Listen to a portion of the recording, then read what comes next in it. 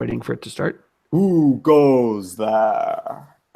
Welcome, ladies and gentlemen, to the evil, oppressive, theocratic world domination conspiracy live stream.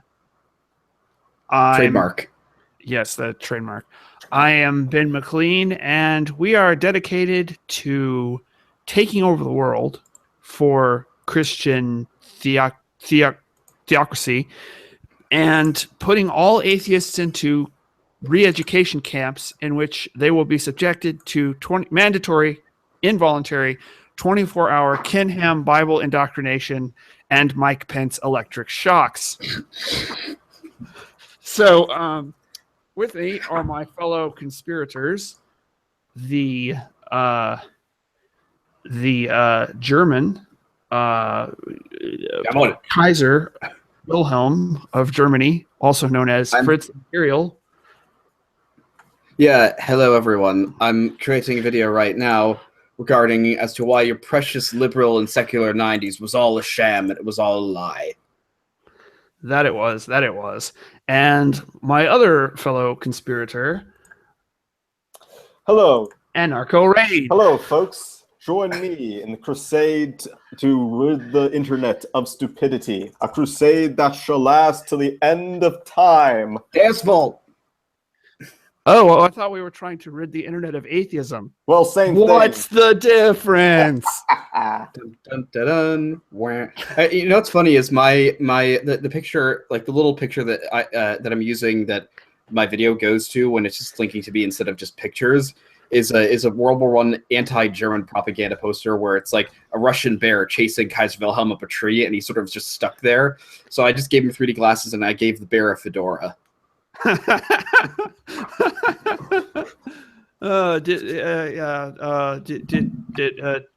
You should send it to Bering. Is that supposed to be how the? Oh no, you shouldn't have given the bear a fedora. You should have given him the skeptic glasses. What are the skeptic glasses? It's the black. It's actually the one Mauritian Struggle has on his avatar, even though he's not necessarily part of the skeptic. Sunglasses. Yeah, the black. Yeah, it's like traditionalists like you and Chroma have the 3D glasses, and then the skeptics have the black skepticals. That's how the internet has decided. Ben, get 3D glasses now. Well, yeah, I was thinking of trying to get like Joseph Smith III and give him 3D glasses. The trouble is I can't find a nice high-resolution picture of Joseph Smith III. Conspiracy. Yeah, I mean, I could get Joseph Smith Jr. and give him the 3D glasses, maybe. That'd be easier, but I like to be less ambiguous. Even though I don't think anybody knows the picture you have right now. I keep forgetting who the heck it is. It's Captain Moroni, and what he is holding there is the title of liberty, which was sort of a sort of proto-American flag, and on it, let me get what was the inscription on the title of liberty. Hang on, I'm Googling it because I don't want to get it wrong. I could start saying it, but all right. Modi? Yeah, here it is. So it says, in memory of our God, our religion and freedom, and our peace, our wives and our children. And he's trying to fight for the liberty of a people who have turned away from God, and yet there are still some people who still follow God, and he's trying to sort of rally the people for a sort of last stand for their principles, even though the people keep on becoming more and more unrighteous and falling away from God. Yeah, and it's everything's falling apart, and so I see a lot of parallels to what's going on in our society, and this particular picture kind of appealed to me because at the time I chose it, I was like watching Sargon all the time, and I thought it was sort of brown, sort of like the picture of Sargon, and so I thought, that this would be like a good picture to use if I was going to actually make that response video to Sargon, which I never actually finished. And I just haven't found a better Kaiser. I just haven't found a better. I haven't found a better picture to go with yet. Anyway, but yeah, we're probably boring people with this long explanation, though. Sorry. So let's talk about our videos. Fritz, what are you doing on your videos? I'm uploading it as unlisted now because I have some music on it. I want to see if it'll take, but it's my third in the. It's the third in my series of called Classical Illiberals, where I criticize not the skeptic community, quote unquote, but the classical liberals. There's a lot of overlap, but in the third part, it's called It's Not the 90s Anymore, and it's about how the sort of 90s zeitgeist nostalgia that all these classical liberals keep thinking like that society is supposed to be like, that liberal, secular liberalism and just unrestrained capital, or not unrestrained capitalism, but sort of just materialism that's how society is supposed to work, and that the way things operated in the 90s was the best way of organizing things, and that really all the problems that we've had in the past 17 years, no, they're not a massive refutation of the 90s optimism, but no, it's just there's just some quirk in the system that everything will be fine if we just debunk the feminists and the Islamists. Everyone will go back to being because remember, everybody in the 90s was an atheist, and the religious right was just a tiny group of people that didn't represent the majority of the country. Yeah. So we're all just going to go back to being. Well, the religious right didn't represent the majority of the country in the 90s. What I was saying is that most we elected Bill Clinton twice, so we couldn't have been that much in the majority. Yeah. Well, the point I was trying to make is that the vast majority of people are not actually atheists. I agree. The thing is, I was a child of the 90s in a big way, and we had our generation. We had our own Milo Yiannopoulos, and his name was Rush Limbaugh. Okay. I mean, our culture was in the 90s too, Bill right? Hicks. What? Like he was more 80s. No, Bill Hicks is Alex Jones. Bill Hicks was their Alex Jones. Well, I thought Alex Jones was their Alex Jones because he's been around for a long time. No, the conspiracy theory is that when Bill Hicks died, he actually didn't die. He just became Alex Jones because they apparently supposedly look a lot alike. Well, yeah. But yeah, the thing is, Limbaugh, he's always been a shill for the Republicans, and he would just do the most irreverent things to poke fun at political correctness, like 3 hours a day. It was that all the time. And back in the day, he was hilarious back in the day. These days, it's like a pale shadow of what it used to be. Like in the 90s was Limbaugh's heyday. Yeah. And I mean, he coined the term feminazi. Yeah. Okay. That is a Rush Limbaugh trademark term that he came up with. He did collar abortions. Okay. He would do things that were just completely stuff Milo couldn't even get away with now. He would do like what? Well, the collar abortions for one thing. He would call abortion clinics. No. Well, the collar abortions would be like he would, in order to hang up on an annoying caller, he would say he's aborting them, and then have a whole bunch of really gruesome sound effects, like an abortion is happening, and then like a flushing toilet sound, like it was gruesome. Wow. And he did get a lot of media hate for that. Milo would never do that because too much of his fans support abortion. Well, that's the thing. Even though he says Milo strongly spoke out against abortion right before all of this stuff started happening to him. It was right before all this bad stuff started happening to him, and his talk got shut down, and he got fired from his job, and he lost his book deal. Right? He was speaking out against abortion, and then days later, all of that stuff happened. Yep. I honestly do not think that was a coincidence. I think Actually, there was a cause-effect relationship there. It's all part of the globalist plan. But what I was saying is this. Actually, my thoughts is that they wanted to shut it. They wanted to divert as much attention away from him being on Bill Maher. Oh well, okay, maybe that had something to do with it as well. But yeah, he was at the peak of his. For crying out loud, though, I mean that. I think there was. Well, I think there were. I think this is still connected, but yeah, you're right. The Bill Maher appearance did have something to do with it. It was helping to enhance his and that he fame. was probably at the peak of his popularity because of the fact that he had now essentially become a free speech martyr because of what happened at Berkeley. Like his presence was really rattling the cage of the left because what I'm saying is Berkeley happened because of the abortion remarks, I think. And then he was going to build the whole Bill Maher thing was going to be was causing him to even come back stronger after the Berkeley thing. And then the rest of this happened, So, but yeah, you're right.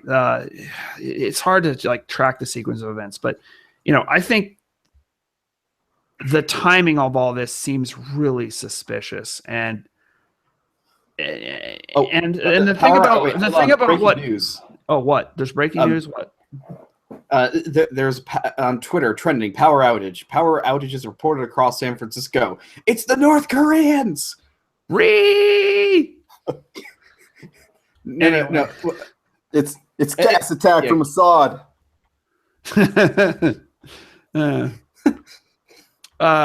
Yeah. Well, they're releasing a plague. No, the alt-right is releasing a plague of frogs. A plague of frogs.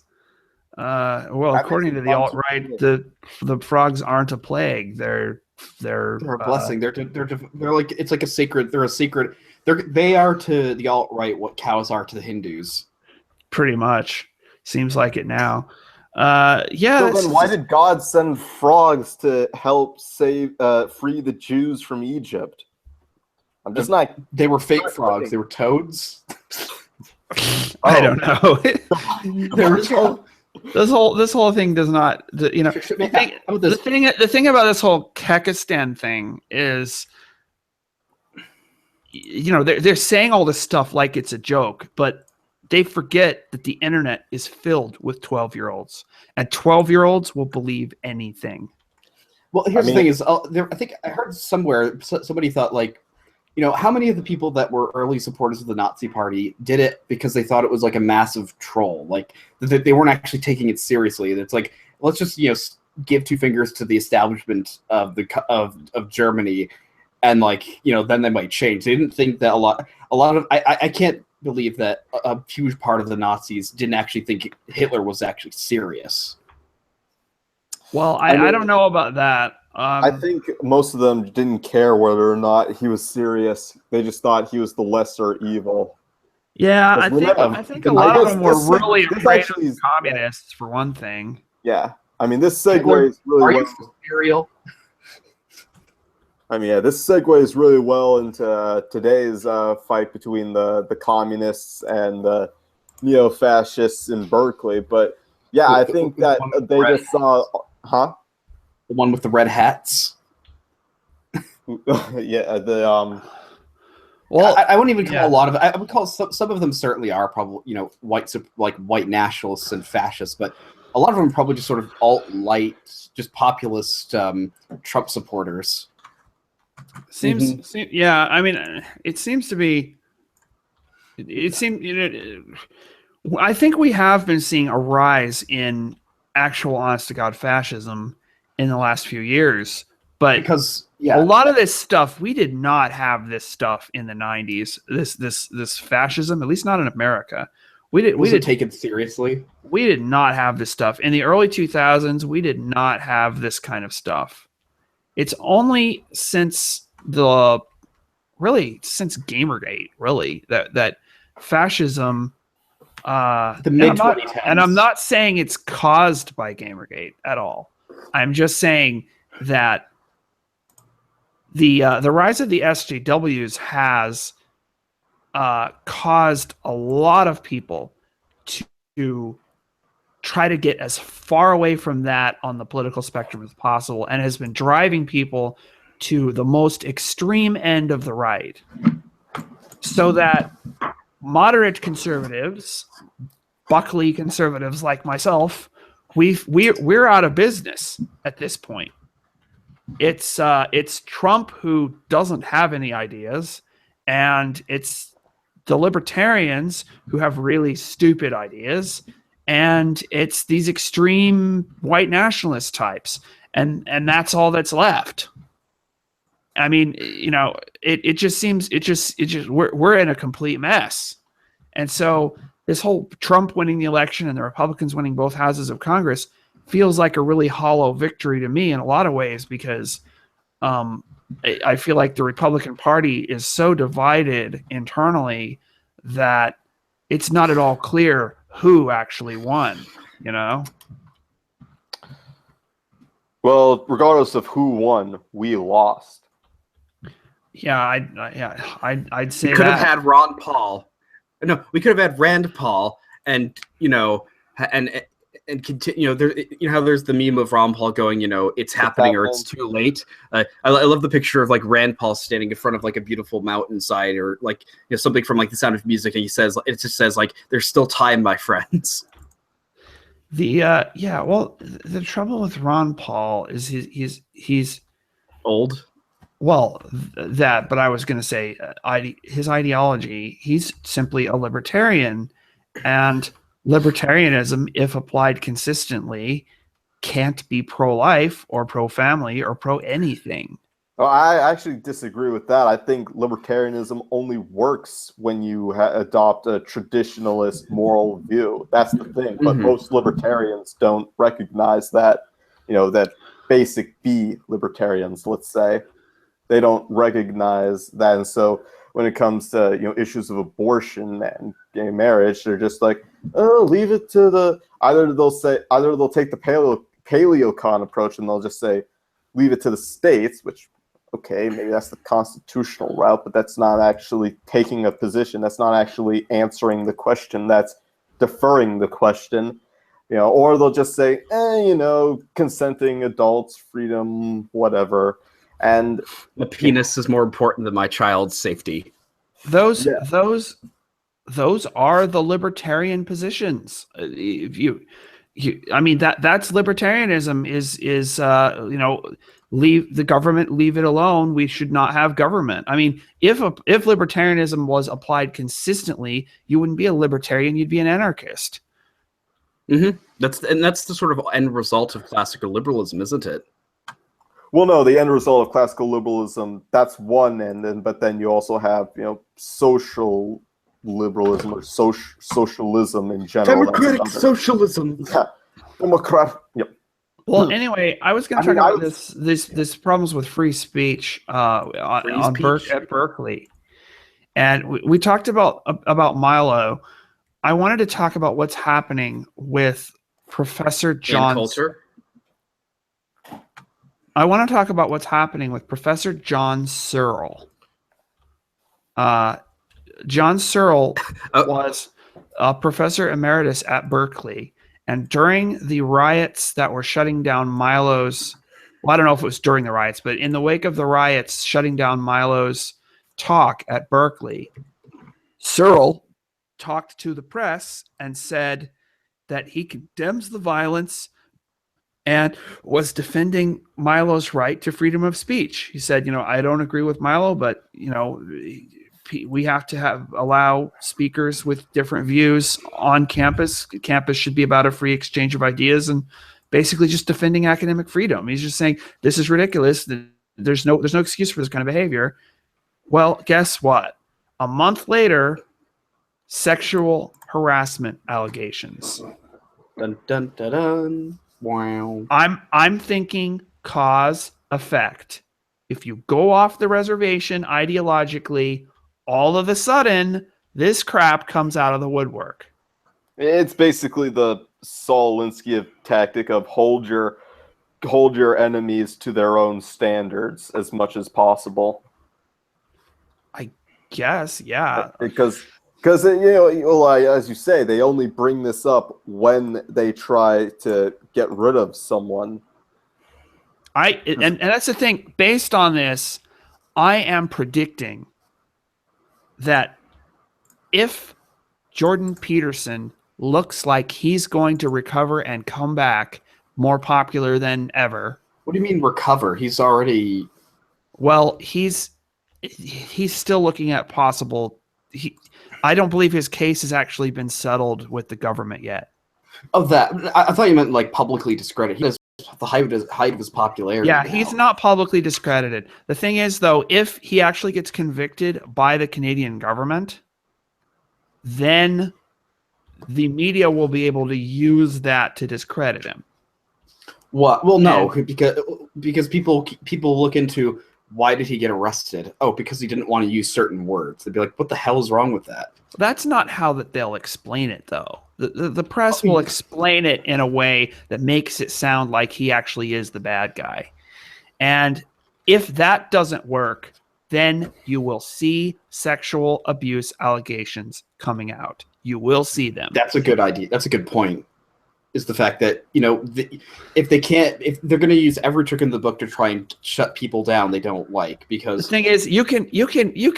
There's no way that he would do anything like that. I don't think you can listen to the guy, and he's not that kind of person. You can just tell. You don't think that Jordan Peterson is somebody who you don't think he's you don't think he's a creepy sex pervert? Yeah, I don't think. I want to see Jordan. I want to see Jordan Peterson pick up lines. Well, hey, would you like me to explain how our love fits within Carl Jung's psychology? Exactly. Can I please show you? Can I please show you the truth of our love from a Darwinian pragmatic perspective? Well, when Nietzsche said, "Don't stare into the abyss," well, he never said anything about staring into your beautiful eyes. That is so true. He's just a stereotypical academic. Jordan Peterson, there are some things I just strongly disagree with Peterson on. But he is absolutely what an academic should be like. Yeah. And he's also and the thing is, it's very clear his work, he's trying to build an academic in the humanities. I think he really represents what the humanities are supposed to be like. Yeah, and he's trying to actually build people up. He's not trying to force feed them critical theory and how they're all victims. Yeah, now he still isn't fully red-pilled. There's some stuff that he gets. He's not a Nazi yet. No, he's not a conservative Christian yet. But there's some things he still gets wrong, I think. For one thing, he seems to still support materialism, and that's a problem. Yeah. I think the overall point, though, is the point is that he's clearly not somebody he's obviously clearly opposed to the progressive stranglehold. And in my video on him, my point is that I think one of the ways we might be able to start breaking into academia is basically express widespread support for these types of academics, whatever their political stripes are, who are opposed to the craziness, and having them speak out and start openly challenging the progressives and force them into a debate. Yeah. Oh, by the way, I should talk more about John Searle. John Searle, he's got sexual abuse allegations right now after speaking up. In defense of Milo's right to freedom of speech. I already talked about that, but I needed to tell you a little more background on who John Searle is, because you wouldn't know. Most people don't know this. John Searle is, let's just say he's a really prominent philosopher, and he teaches philosophy of mind, and his philosophy of mind class has been canceled for, quote, personal reasons, unquote. And for this semester, and I just find this incredibly suspicious. But anyways, who John Searle is, I'm not going to say I endorse his views at all, because he is a physicalist about the mind-body problem. He thinks that consciousness is simply a product of biology, and he treats this as a dogma that we have to assume to even begin the subject. And so he is a dogmatist about that, but he is responsible for constructing an argument against a philosophy called functionalism, which is trying to, well, let's just say the atheists pretty much have to believe in functionalism in order for their project to stay afloat. It's the latest version of physicalism Of God not real. and behaviorism. Yeah. Functionalism is the idea that the actual mind, the actual mind is reducible to a series of inputs and outputs like you can have with a computer program. And that's all that there really is to mind. And so mind is just like software, and the brain is like the hardware that the software runs on, and that's all. Who developed the software and hardware, though? Well, that's not the question, or that's not the issue that it's addressing. And Searle came up with an argument that totally crushes this idea of functionalism. But you see why the atheists want to believe in functionalism, because if functionalism is true, then they can have artificial consciousness, strong AI or general AI. They can prove there's absolutely no difference between human intelligence and anything else in the universe, and so we're just totally not special. And that gives them all the things that they want in terms of scientism and getting rid of ethics and all the stuff that they want to do. Right? You see how it does that, right?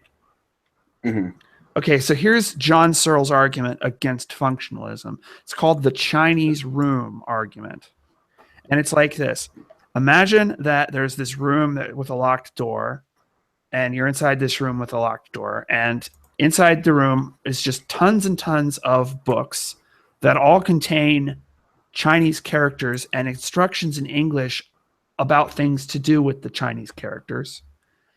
And the instructions say, if you're given a paper with symbol A on it, write symbol B on a new piece of paper and then return that piece of, the new piece of paper. And all the rules have this form. Given symbol A, write symbol B. Okay. And then someone knocks on the door or whatever and slips a piece of paper under the door with a Chinese symbol on it. So you have all the instructions. You can go and take that symbol and look it up in the book and find the Chinese symbol that you need to respond to it according to the rules. And so you write that on a piece of paper, and then you put that under the door, and then you get another piece of paper, and so you look it up in the rules and you slide it onto the door, right? Okay, now imagine these rules were written well enough that the person writing the symbols on the other side of the door starts to believe that they are talking to a native Chinese speaker, because the rules have been written very cleverly, right? Mm-hmm. So essentially what you've done is you've got a system here that passes the Turing test. You can fool people into thinking that there's a real Chinese speaker there. But in reality, you haven't actually understood any of the characters or what they mean. All you've done is taken inputs and given outputs. You haven't actually you don't actually understand Chinese. And so there's this understanding, also known as intentionality, which goes beyond symbol manipulation, that is inherently part of consciousness and is irreducible. And this shows functionalism can't be a reasonable account of the mind, because we know that the person inside the Chinese room doesn't really understand Chinese. And so basically the Chinese room is the cage that we can keep the internet atheists in so they don't fling poo everywhere. But here's the thing is, most of them are just going to say, what do you think the common response of the average atheist is going to be to that? Oh, does not compute, beep, boop, or yeah, No, it's they're going gonna say to something be like, philosophy is BS and science proves physicalism, and because science, and that's all they're going to say. They're going to say something like, well, you don't have scientific evidence for God, so checkmate. That's that.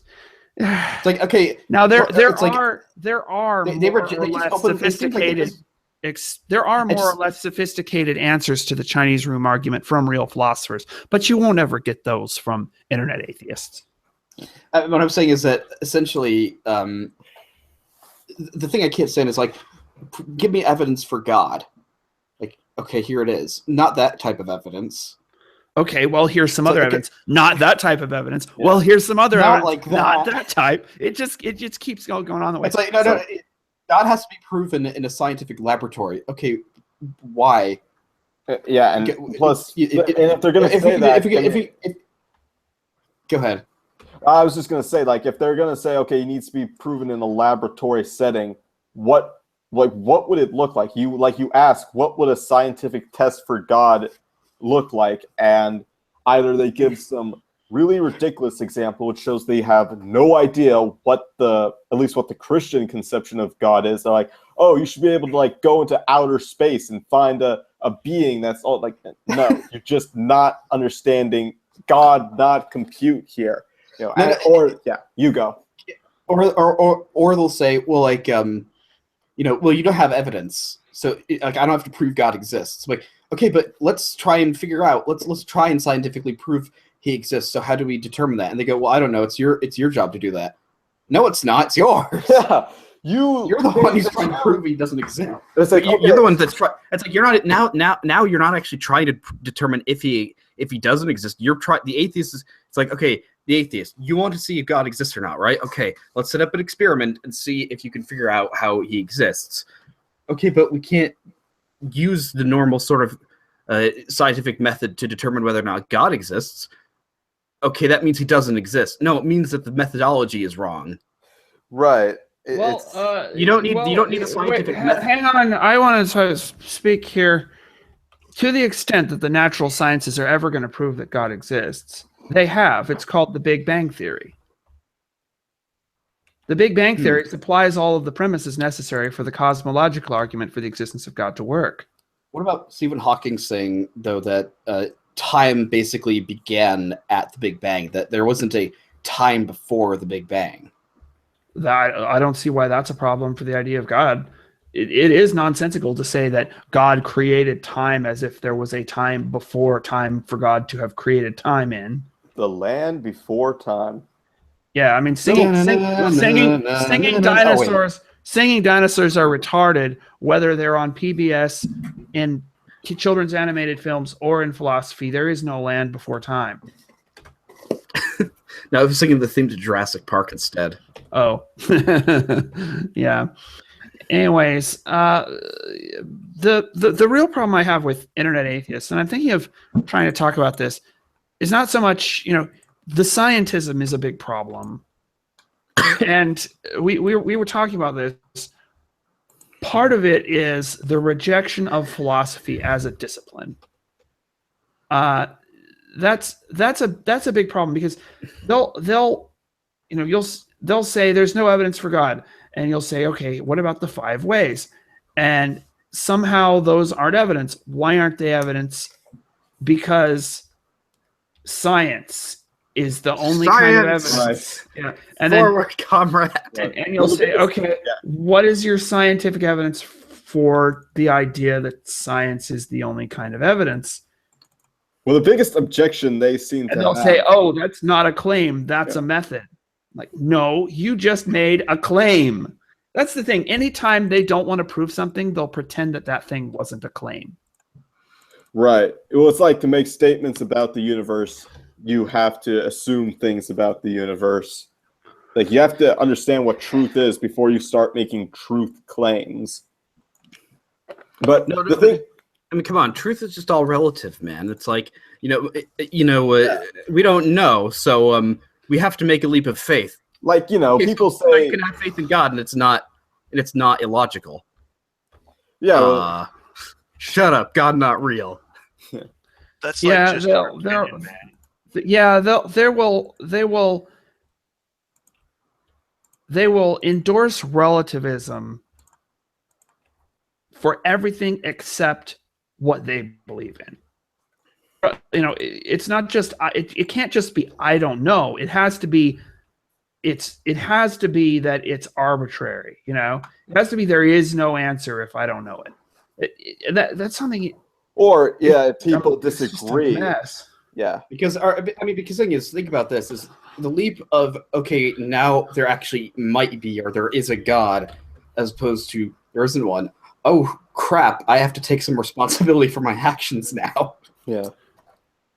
I love this. It's sort of a very it's a mean-spirited picture, but I still think it's a bit funny. It's this picture of Christopher Hitchens photoshopped into hell. It just has a speech bubble where he says "oops." Yeah, Richard Dawkins or no, Christopher Hitchens. Oh, Christopher Hitchens.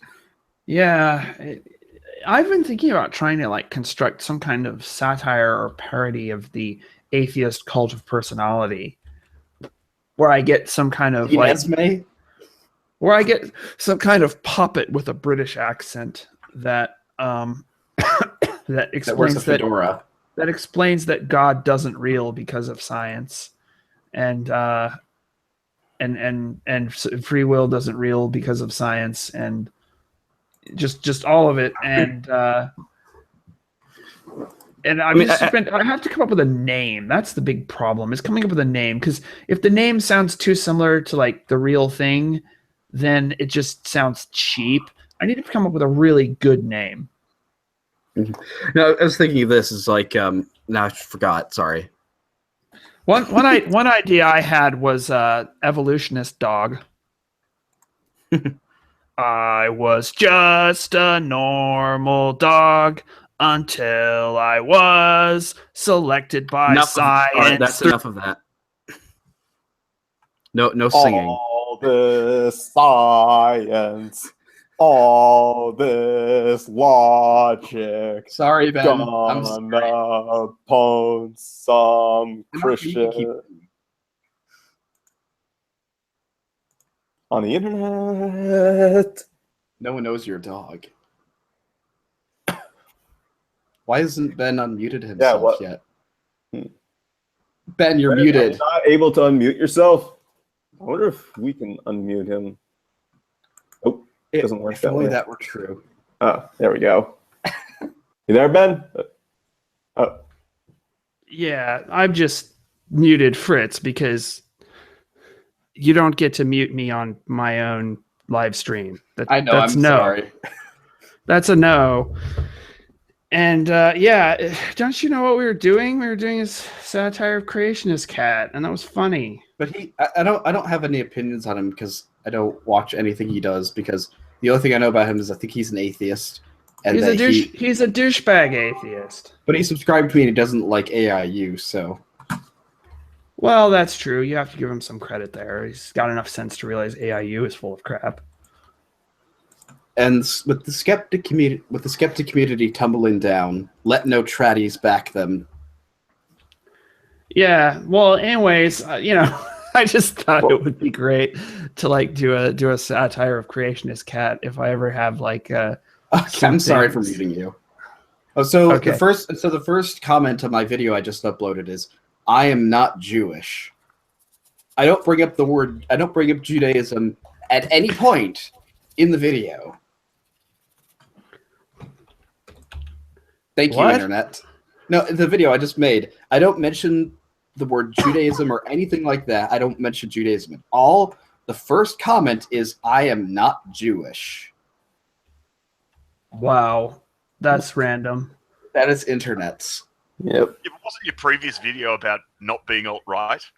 No, hey, look, it's John Wayne. Hey-ho, pilgrims.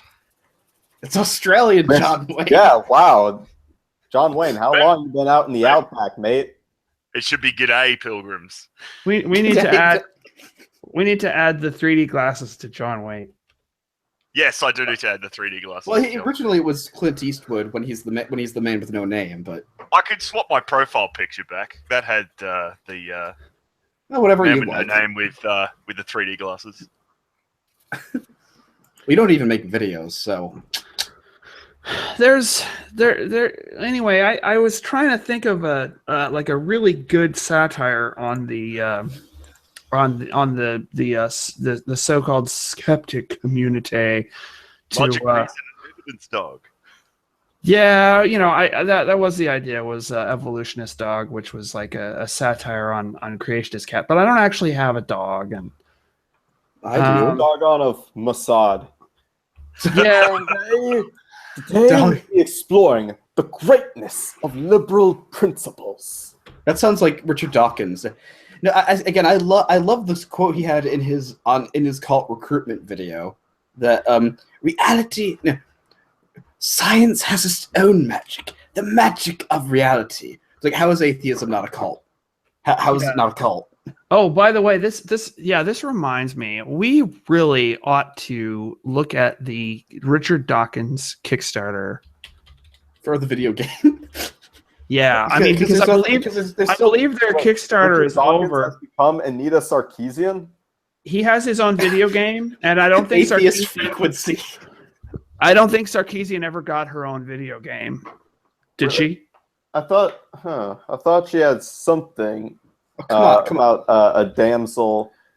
It was that overthrows a monarchy, so I could not support that in any way. Yeah. Richard Dawkins Evolution. Come on, Anarcho. You gotta give me props for that. Atheist frequency. Found it. Atheist frequency. Yeah, that's good. Oh, the Humanist Richard Dawkins Evolution game failed. Oh, I've got to show this.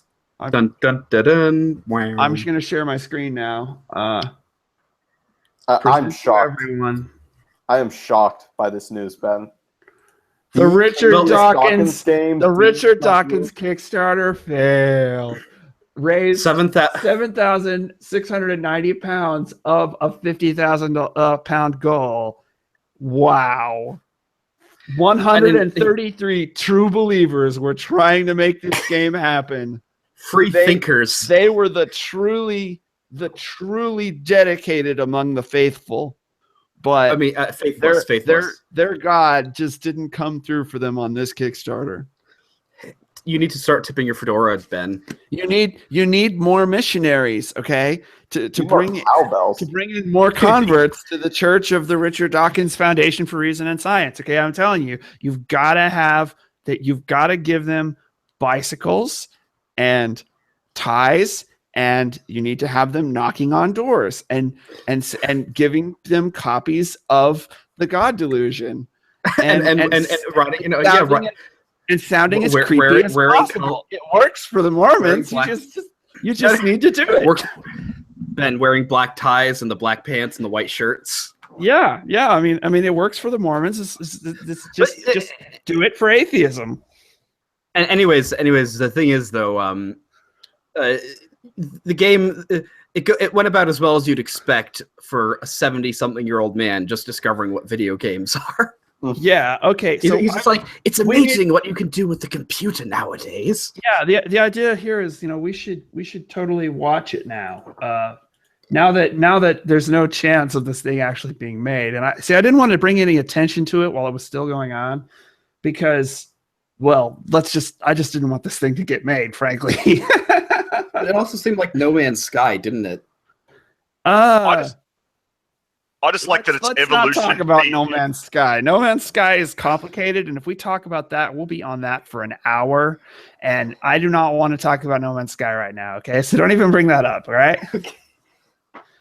Okay. Let's play. Let's watch it and learn about evolution from God. I mean Richard Dawkins. I mean God. The father of science. Wait, why am I not hearing the sound? Because there's not sound on this. Oh shoot, the sound's not working. Why don't we just do live? Go to watch together. Because that isn't a thing. Yeah, it is. No, it's not. We used it. Okay, I fixed it. Let's start it over. All right, here we go. No sound. It's muted. It's because your computer's muted. My computer's muted. In a world where God tries to enter into a world. All right, here we go again. Is the final boss Ken Ham in this game? We must have the message from our God. I mean, Richard Dawkins. I mean, God. Here we go.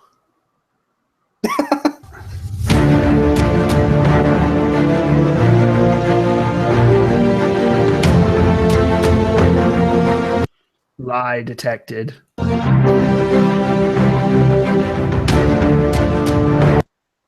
What does Charles? Oh, I get it. It's Charles Darwin. That's why it's CHIR.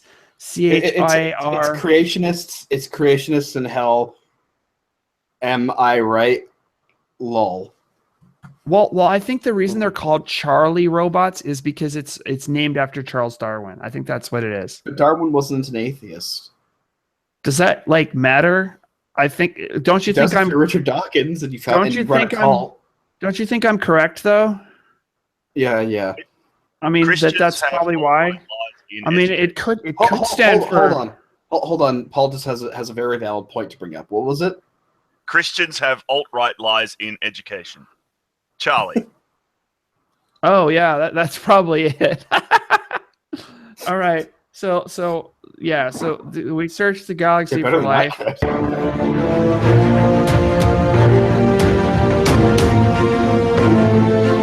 I love the text they're using. They look so professional. It looks so The Matrix from like 2000. It's like, yes, now we're going into this exciting new world of video. I'm just saying that the text they're using, it looks like they just photoshopped it in. It does not look professional at all. Well, yeah. The whole thing has an air of £50,000. That seems worth it. The Unity Asset Store just smells of the Unity Asset Store. But this is 2017. In a hostile universe, they are the only guardians of life. That's not really. That's kind of nonsensical, in my opinion. Yeah, here's what I don't understand. Isn't the whole point of Richard Dawkins' ideas of evolution and stuff that you don't need to have guardians of life because life arises on its own? Isn't that the whole point of his idea? Shut up, theist. You're just wrong about everything because of science. I mean, this whole thing just completely undoes itself on so many levels. All right.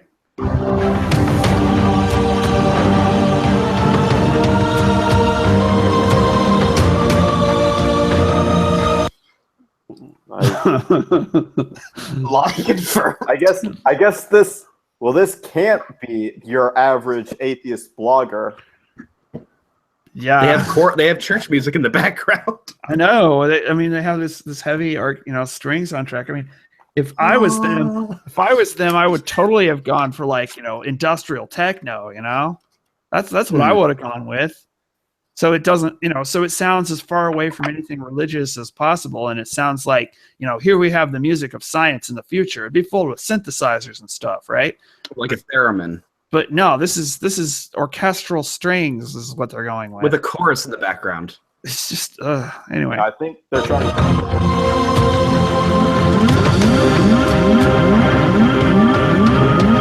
You know what this reminds me of? The music. No Man's Sky. Well, it's like No Niggas Sky. It's like the ghetto version of No Man's Sky. Anyway, but I was gonna say, this the cheap ass version. I got you, fam. Nigga rigged sky, you could say.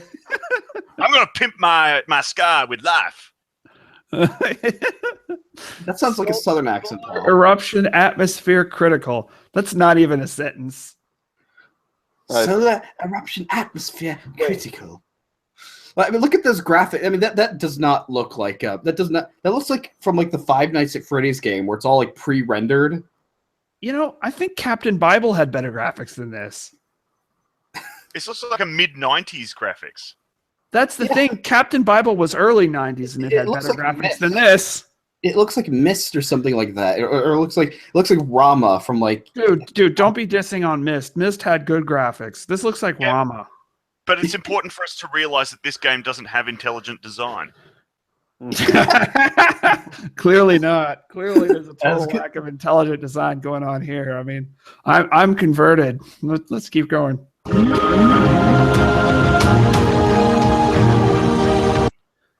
Now, what's with the light bulb head? Are they trying to sell us? It's like Marvin from the Hitchhiker's Guide to the Galaxy movie. Oh exactly yeah, Douglas Adams and Richard Dawkins were best buds, and Adams had all the creativity that Dawkins never had. Is that a true story? Yeah, they were best buds. That's true. So does this mean that you go around manically depressed the whole game? I guess pretty much. It's an accurate portrayal of atheism. Anything where you have a computer game that actually makes evolution happen at a sort of rate that you can actually see it happen is obviously very, very fascinating. Yeah, because Spore totally didn't do that already. And wait, if it's supposed to be evolution, shouldn't it take a long time? Yeah. Wait, didn't Pokemon already do this? Pokemon, Digimon. And what are these? What are these things? Doesn't this look like a really inviting world that you just want to explore? I mean, look at the color palettes. You know, pukey green and red colors. It looks like Easter threw up over Mordor. Yeah, that does. But I have to hand it to them. At least they aren't making everything brown, like in certain AAA titles, or all yellow, like in Deus Ex: Human Revolution, or it's not all. Let's just put a yellow filter over everything. At least it's not all one color. Okay, it may be puke colored, but at least it's not all one color. I have to give them that. Anyway, games don't have to be. I can imagine Richard Dawkins going, "Wait a minute, games don't need to be in black and white." If you can actually simulate an organism and then multiply them up so you've got lots of them, and then watch which ones survive, which ones don't survive. This looks like RuneScape graphics. So, someone found the Perlin noise function. Somebody found Perlin noise, and that's what we're looking at. Except it's multiplied a little too high because just the immersiveness of this world just really sucks you in. You just want to live here. Yeah. Then I think it uses the power of the computer to explain something deeply important. As opposed to what? The survival of each individual determines the shape of generations to come. No, it doesn't. I thought. What about selfish gene? I thought. Well, no, that point of atheism, of evolution, was that each individual, that the death of one individual is not relevant to the survival of the species. That the weaker individuals die off, and the stronger individuals carry on the bloodline. Just contradicts everything that I've ever learned about evolution. So maybe this game really is going to teach me things about evolution I didn't know before. It does actually seem in line with Dawkins' idea of the selfish gene, that individuals try and retain their own. The individuals of the species try and retain their own genes and survive.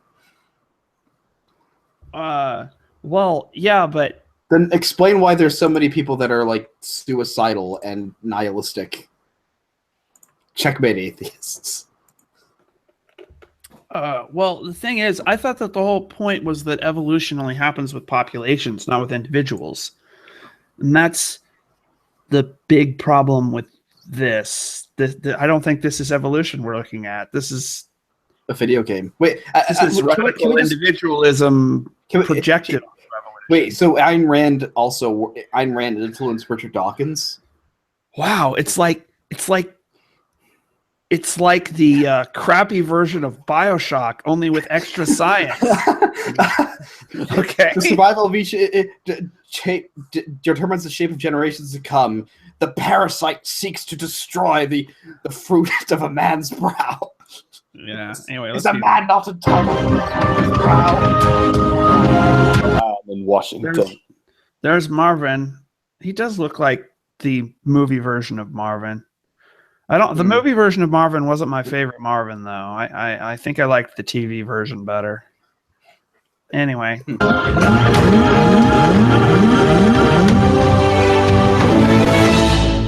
That frame rate. Frame rate, though. Well, actually, okay, let's be honest here. You guys might be seeing a worse frame rate than it's really in the video because you're seeing it through this Yeah, it's like screen about sharing thing. 3 frames a second. Yeah, so the actual frame rate might be a little better than what you guys are actually seeing at the moment. So let's give them that. But still, this looks like crap. This looks like something This is making food fights graphics look good. This is making my high school video game, the high school course in programming look like it has better graphics. There are children who just learned programming today who could pump out better crap than this. But apparently, this is what 50,000 pounds gets you. Well, no, they never got the 50,000 pounds. This was just the concept video to ask for the 50,000 pounds. So I don't think that would improve it very much. I think I have to give it to atheists. There are 133 of you who put ideology ahead of decent video game. Oh, wait a minute. Quality. But the rest of you didn't decide to sponsor this crap, and I have to give the skeptic community props for not giving money to this crap. The skeptic community. Yeah. The average donation was just under £58 too. What? The average donation for the project was about just under £58. Okay. So that's actually a pretty good Would you pay that much for this game? Yeah, that's actually wow, that's a lot for that game. I would probably pay like $1 to get this game in order to make fun of it, but other than that, anyway, let's keep going.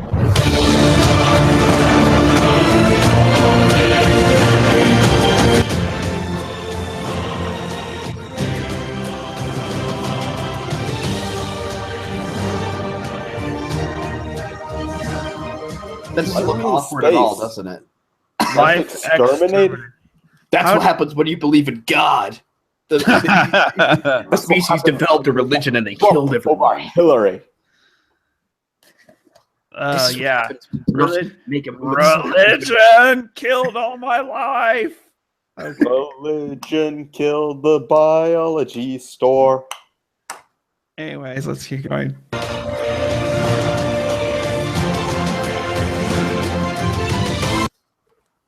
Wait. Reseed world with life. Brown chicken, brown cow.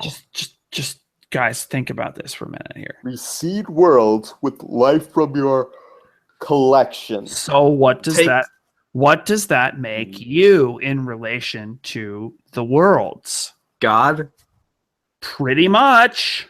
Wait, is this basically saying that God ejaculates and that's what creates life? Because it says reseed world with life from your collection. My collection is tucked away. I would assume that means the little spore Pokemon that you've picked up from other planets you've played the game on. Well, but here's the thing: seed theory is intelligent design. Yeah. Well, is it the idea that they stick us in the ground and we sprout up? Seed theory, also known as Panspermia or whatever, is the idea that life was seeded on the earth from some kind of, from somewhere else. That life didn't actually naturally arise on Earth. It had to have arisen somewhere else and was seeded on Earth by a meteor or by extraterrestrials or something. The trouble is, Panspermia, that is intelligent design. It would take intelligent design to transport life from some other world to the Earth. That would take intelligence. Well, unless it was on a meteor. Yeah. How is life going to get onto a meteor? I mean, obviously, if you believe that God started the universe, then you believe that then things actually begin to make sense. Yeah, it had to be created at some point, even if it was all just. But even if you only allow for meteors and you don't allow for intelligent aliens seeding life in the real world, in this game at least, this is the definition of intelligent design right here: reseed worlds with life from your collection. That is the definition of it does seem to intelligent actually be a design. vindication of God, doesn't it? Because it basically says life begins because life is tended to and guarded by a far more powerful being. Oh, wait a minute. It's just this whole thing is just so self-defeating on so many levels. Now, I must admit though that it doesn't look like they're making this game in order to show butthurt toward religion. That you have to give them that. They're not like putting evil creationist characters in their game. But again, still, Ken Ham is the final boss. Yeah, Ken Ham is the final boss. They aren't doing that. But still, I mean, Super Noah's Ark 3D is a way cooler game than this. Anyway, let's keep going.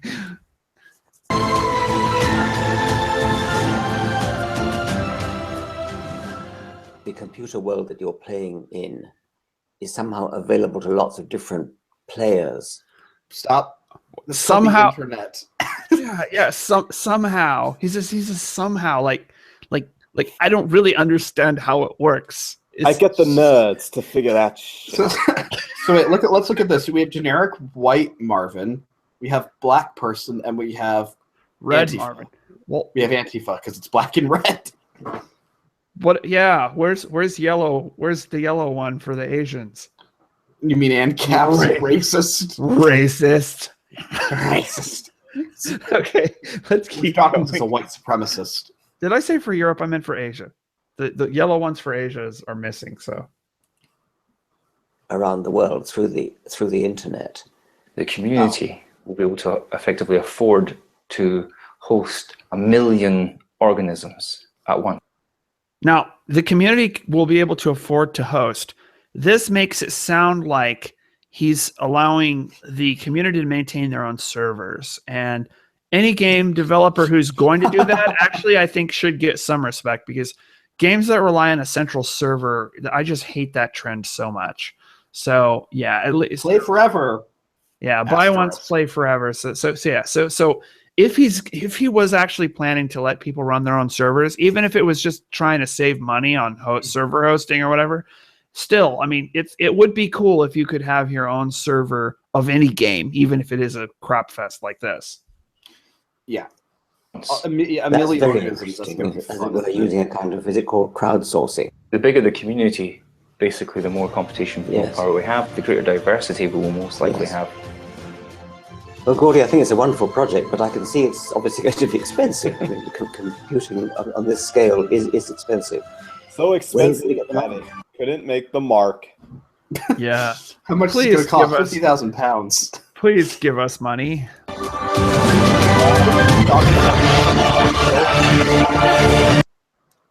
Please back us and join us. Join us. If you are one of us, be one of us. A literal line from the Richard Dawkins Foundation for Reason and Science. If you are one of us, be one of us. Only you can make our universe come to life and evolve. Without God. Don't you understand? Our universe coming to life and evolving is something that, by Dawkins' ideology, needs to happen on its own. If it needs you, then it needs It God. violates the Prime Directive. You can't interfere with the planet's development. This makes you God in relation to the life that you're guarding. I just said this. As I just said it, yeah. Wouldn't this directly violate the Prime Directive? I mean, Starfleet needs to come in and arrest these people. Well, the thing is, it contradicts Dawkins' own ideology to have this evolutionary process that has to be guided by the player. It makes you an engineer, man. You know, like from Prometheus. If anything, if you were going to try and make an evolution game, you should be like, I don't know, trying to kill all the life, or like trying to support some particular life over rival life or something like that. Or how about, where you are the life instead of you are the life, like there is an evolution game called Evo that was on the Super Nintendo, and in that one you are the life. Now the science in Evo and in Spore is another one where you are the life. the science in those is just completely bogus, but at least they got the basic concept of, you are the life. Well, Evo does have gods in it though. So there's that. I guess Spore is the only one that really doesn't have a god in the story of the game.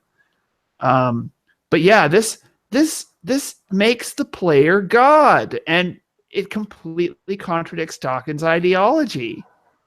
It just totally contradicts Dawkins' ideology. It's a metaphor. It's a metaphor, guardians of life. So basically, in this case, Guardian just represents meteors crashing into Earth in very specific ways that guarantee life on Earth. Well, I should point out that Panspermia is a fringe idea. It's not something that the scientists really talk about much, partly because you start going in an Alex Jones direction when you start talking about life having been seeded on Earth, because that really strongly suggests the presence of extraterrestrial intelligence. Anyway, let's keep going and finish this off.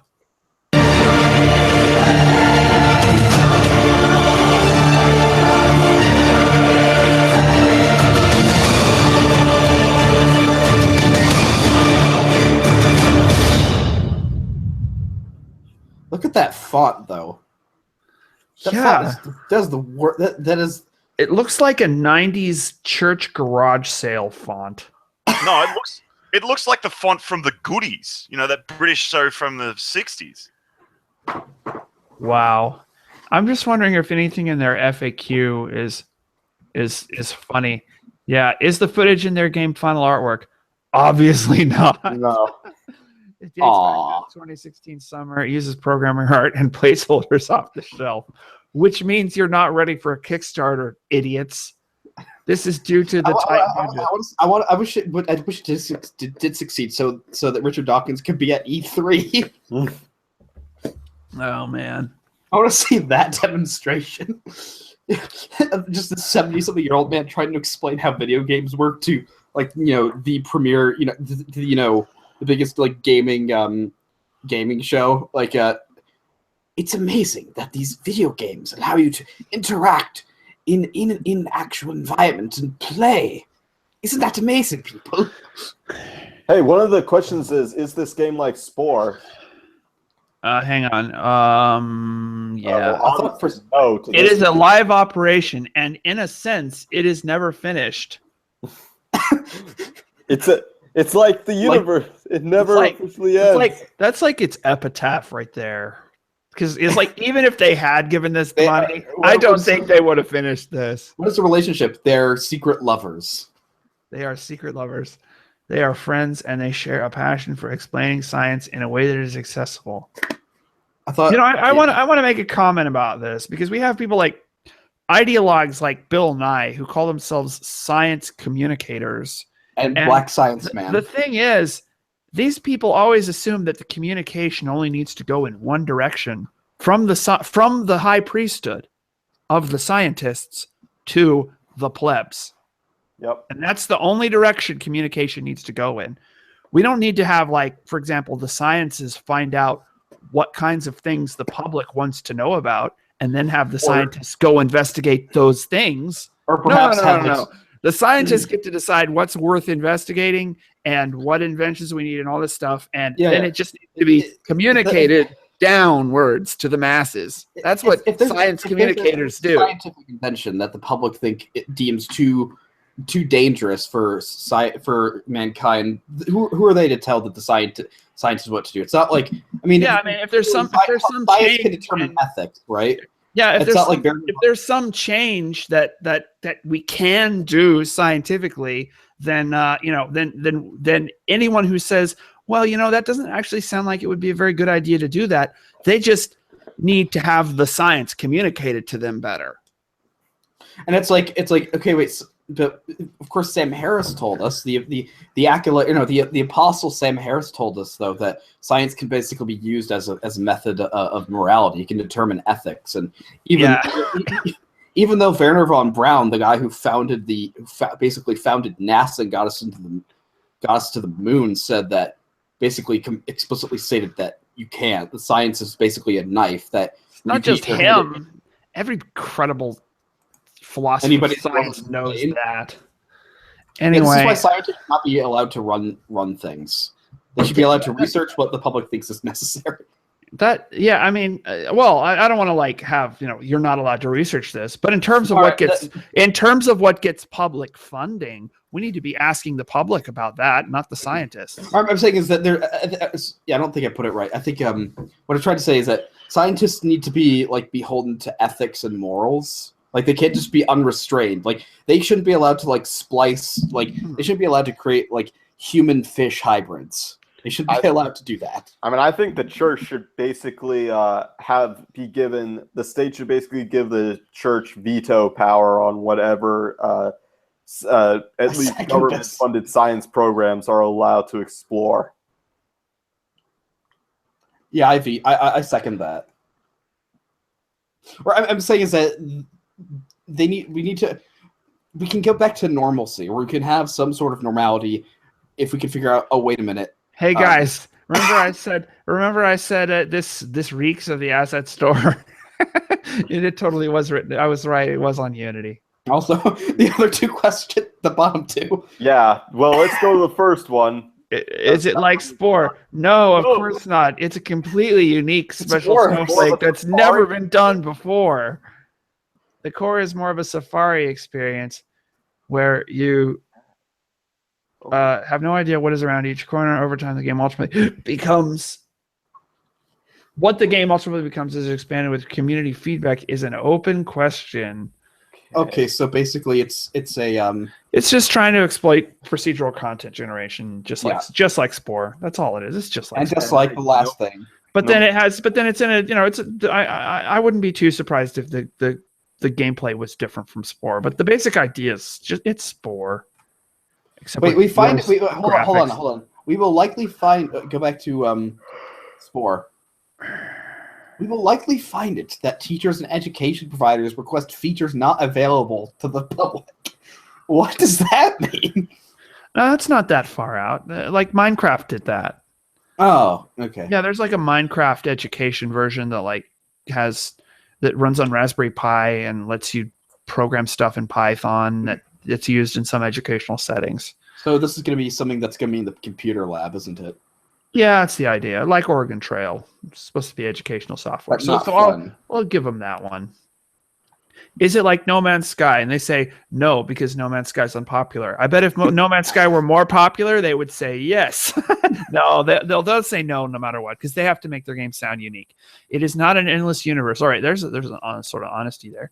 Nor are we seeking to override people's expectations. I'm overhyped now. Background. I'm overhyped because they had actual gameplay footage, and that just blew me away with its graphic. No, and they had the most epic score in the background with a choir and like a full orchestra and everything. But clearly, they're not trying to overhype people. I think that probably came straight off some kind of stock music site. Mm-hmm. Richard Dawkins' evolution is an expandable set of wildlife parks in terms of scale. Like Zoo Tycoon. Okay. Yeah. So, about the endless universe thing. If you build a procedural content generating engine, then making it endless is trivial once you've done that. Mm-hmm. So, why not make it endless? I don't even get that. It obviously uses procedural content generation. I mean, you could tell that the hills and stuff they were showing were just straight up Berlin noise. So, anyways, I have a game that I'm developing, but it's not really worth showing yet. And I definitely wouldn't be asking for money for it at this stage. There's no way. And called Ben McLean's Evolution? I haven't really named it yet. I'll be right back. All right. Oh, wow. Well, they have updates and stuff. I wonder what the updates say. I bear the responsibility for not getting the word spread far and wide enough. Oh, I think it was spread far and wide enough. I think it was. I think the further that the word spread on this, the less people would think that Richard Dawkins knows what he's talking about generally. I just like that it's Richard Dawkins' Evolution trademark. Oh, what? There's a trademark? Where?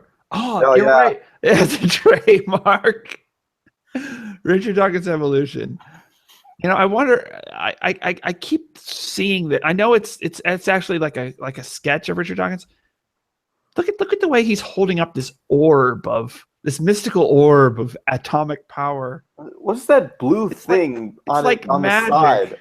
I don't know. Maybe it's something out of shot, like one of the creatures from the game or something. It's just we didn't get the whole. Or maybe picture. this is an android Dawkins. He's holding this mystical orb, right? I mean, it's like he's a wizard, you know, with magical powers. Doesn't he look like a wizard with magical powers here? As you said before, he is God. Pretty much. I mean, he's got his own cult of personality. Oh, I'm definitely following these people. I'm definitely following these people. I want to know the minute off a cliff. I want to know the minute these people launch another Kickstarter. Oh my god. Oh man. Wouldn't it be crazy if the same people put out Ken Ham : creation TM next? Wouldn't that be crazy? And it was just the same game, only reskinned. That would be absolutely crazy. That would be the funniest thing ever. And then it gets like a bunch of money. By the way, I don't support Ken Ham any more than Richard Dawkins. By the way, I think Ken Ham is an idiot. Richard Dawkins is an educated idiot, and there is a difference. But yeah, the latter is worse. The latter is worse. It really is. Because I mean, Dawkins has more arrogance than Ken Ham, and he's just as wrong. Anyway, well, people are more likely to believe the educated idiot than they are the plain idiot. All right, now, Richard Dawkins' birthday. Anyways, yeah, okay. It looks like this is pretty innocuous Kickstarter stuff. Nothing overly embarrassing in the rest of this. And the thing is, anybody who actually has something and gets a game out at all does deserve some props just for that. Okay, so I don't want to diss these developers too much, but I do have to say. But look just how pitifully they fall. This was just so pathetic. Yeah. And yeah, so I'm glad the embargo on talking about this lifted, because I absolutely did not want to exposure while it was still raising money, because just wow, this Digital Homicide makes better games than this. Hello. Okay, so that was enough lulls about the whoa, that's like so trippy. Digital Homicide. Ben, have you been smoking weed? It's better graphics than the game. Yeah, yeah. So if I would love to find just more things like that, which are just such epic piles of fail coming from the atheist community. Now I do have to admit that most Christian video games haven't been any better than that, but there are a few exceptions. But overall, most Christian video games are crap. I will say this though, is like a common criticism from Catholics and whatnot about like evangelical Christians is that like we don't have any good, like all the movies we produce are crap and everything like that. The thing is, like, at least we're trying. Like what Catholic movies came out in the past 50 years? The Da Vinci Code.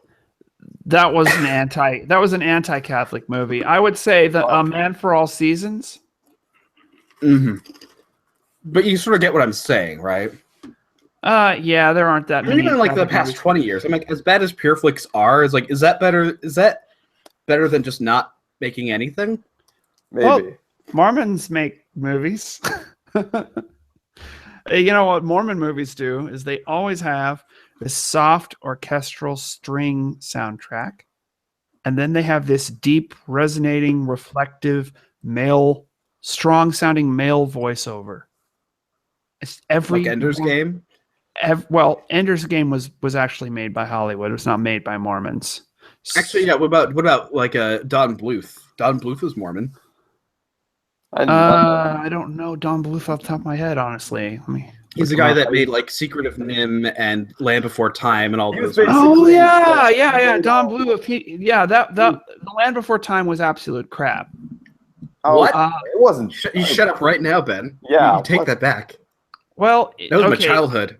I have to say, the animation in the movie was okay. Okay, so it looked okay. I just can't stand the music and the dialogue.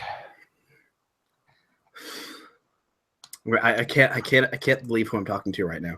Yeah, you didn't cry when Littlefoot's mom ate the dust.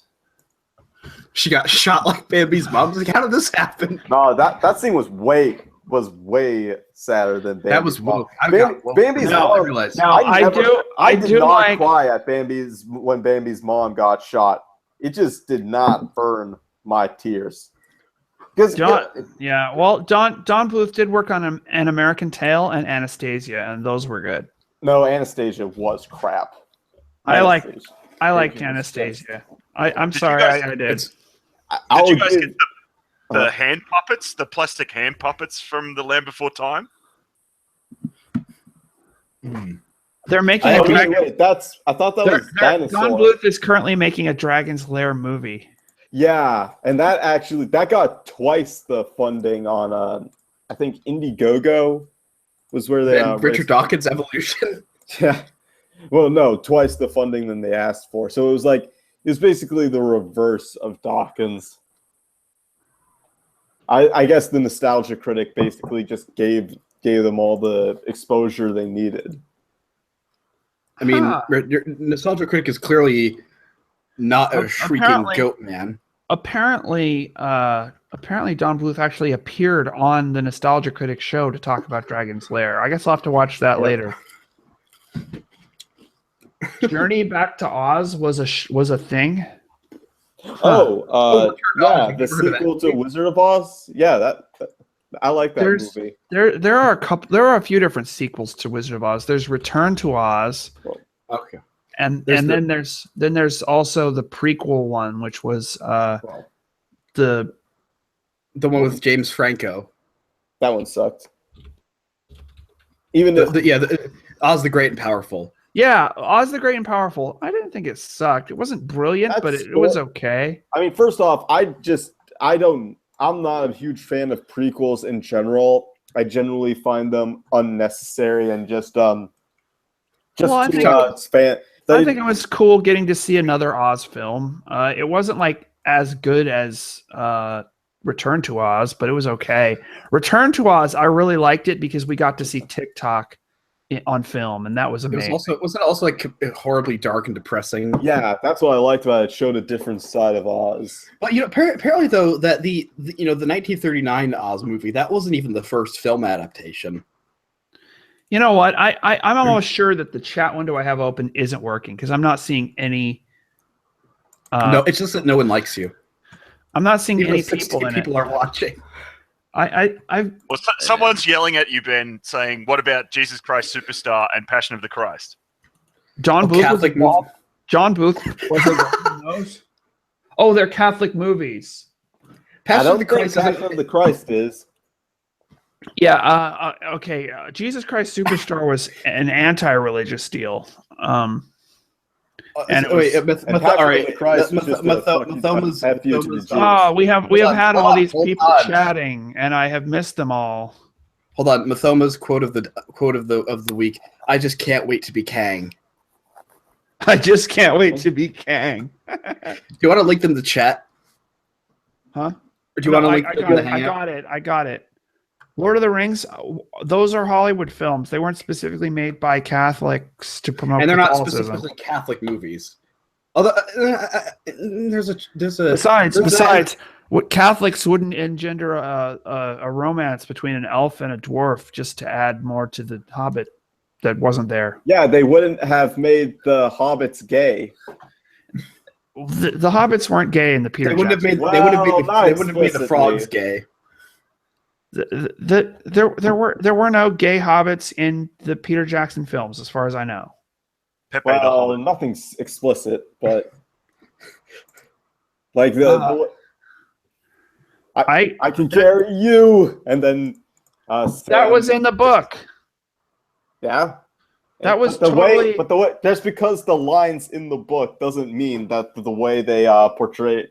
There was clearly the way that they looked into each other's eyes. I really thought that the way Elijah Wood and what's his name portrayed Sam and Frodo really seemed the kid from the Goonies. Really seemed to match the spirit of what was going on in the book. And Yeah, I don't think they were doing homosexuality in the film. Well, and here's the thing, right? Is that this is another example of how people don't understand how culture works. Is that people in the past, you used to have, same-sex close friendships that people keep misconstruing as romantic. Well, yeah, and people look at tons of stuff in Shakespeare. That makes me so angry when people are always trying to insinuate that Sherlock Holmes and Dr. Watson were gay somehow. Oh, people say that pisses me off so much whenever I hear somebody say that. And also, I mean, it's not just same-sex relationships either. Like adult like relationships between older people and younger people has now become so. There's so far you can go with that nowadays because anytime you express a certain fondness for someone, it's immediately deemed like sexual in nature when it could just be completely platonic. It's the consequence of Freud. Freud convinced the modern world that all affection is sexual in nature. It's like what happened with Lewis Carroll, right? Like the guy who wrote Alice in Wonderland and all that, is people kept thinking he was a pedophile. But the thing is, he was just part of the Victorian age, which developed this really sort of fondness and celebration of childhood as this sort of innocent period of life. Like, it wasn't sexual in any way. It was just sort of like they really just admired childhood for its sort of perceived innocence. Okay, well, I don't know about that in the case of Lewis Carroll because I've heard a lot of conflicting stuff, and there is some really wacky stuff in the Alice books. But I'm not saying the Alice books are bad by any means. Don't misunderstand me. I don't know enough for sure about Lewis Carroll to say on that one either way. I will say this is that I don't like the meme where it shows like, Catholic writer, famous Catholic writers, Dante Alighieri, Orthodox, Fyodor Dostoevsky, Protestant, Joel Osteen. Come on, now, that's not fair at all. They should. Yeah, it's like, what about John Bunyan and John? What about John Milton? Yeah, I like John. I like Bunyan better than Milton myself, but yeah. Yeah, but the thing is, like, it's like, okay, if you're gonna say C.S., the thing is, what C.S. Lewis? Well, Lewis is like Anglican. He's kind of half Catholic. Yeah, and that's okay. If you can't use, and if you can't, if we can include Anglicans, we can have both Shakespeare and Lewis. But if we can't, then we still have John Milton, who was a Puritan, and John Bunyan, and yeah. What about Hans Christian? And what about Soren Kierkegaard? I don't like Kierkegaard. All right, how about Hans Christian Andersen? Yeah, there you go. He was Danish and he was Christian. We got all these artists and philosophers and cheat. Well, yeah. I mean, Mormons. We have Orson Scott Card. Don't you? Oh, let me just look this up to make sure. Unfortunately, the RLDS, as far as I know, haven't produced a whole lot of. Because there aren't any. The RLDS, no, well, and around the turn of the century, the RLDS were just as big as what are now called the LDS. But we haven't really produced all that many celebrities. Unfortunately, the few that we have seem to have gone in the SJW direction. Yeah. I just want to point out, you guys also have like Bruce Jenner. Yeah, he was RLDS. Stephanie Meyer. Really? Just want to point out. Bruce Jenner was RLDS back in the day. Look, all I'm saying is that Tyler Preston is right about Catholicism. Mormonism. Yeah, Kierkegaard blows. Yeah, I'm saying you don't have to like him, but he was a philosopher. He was a prominent thinker. Definitely prominent thinker. I just don't think that you can have such a thing as a Christian existentialism. I just think that is a total contradiction in terms. I will say this about. But then I really haven't studied Kierkegaard enough, really, to offer a really good critique of him. Also, what about T.S. Eliot? He was a Christian writer. But well, I'm trying to talk about Kierkegaard here now. I'm sorry. And I talked about him in my most recent video. And by the way, we never did get around to that, talking about the rest of our videos. I'll talk about my videos in a minute, but first, Anarcho Rainer, have you been making videos? Yes. Just made one about what are your new Send me a videos? link to Sorry, your I haven't channel. seen them. I'm getting drunk right now. Are you still there? Hello? Me? Yeah, Hello? Are you not We're here. I think the virus of the robot voice from Distributist has infected yours now. That's odd. Hold on. Try again. No, it sounds fine on my end. Yeah. Yeah, it sounds fine here. Okay, try again. Hello? Hello? Yes, I can hear you now. Try to speak of what you were going to say again. So a lot of the videos I've been putting up lately have been reading Stirner and then responding to him, trying to do a series.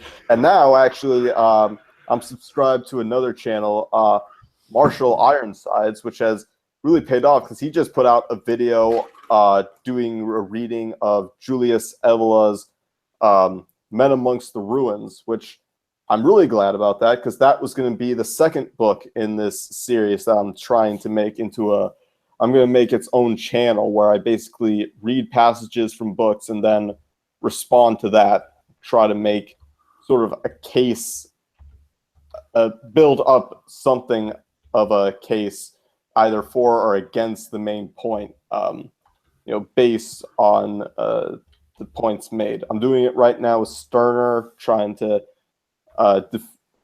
Who is Stirner? Stirner is the grandfather of egoism, which is essentially the counter thesis that of traditionalism and God-driven ideologies. Stirner, this would be Max Stirner, is that right? Yep. This is the Spook Man. The Spook Man, correct. And yeah, he was what was his relation to Freud? Well,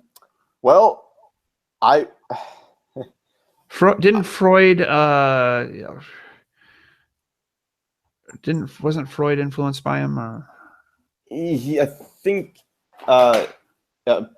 probably, and I think he mentioned Freud, but it's only very briefly, and he doesn't seem to make a big deal of it, so I don't have much to say on it. Oh, but he was best buds with Nietzsche, apparently. Well, no. Nietzsche copied all of Stirner's stuff. Basically, all you need to know about Nietzsche, and actually Nietzsche was called the great plagiarist back in the day because most of his most prominent ideas all come from Stirner. Oh, really? Okay.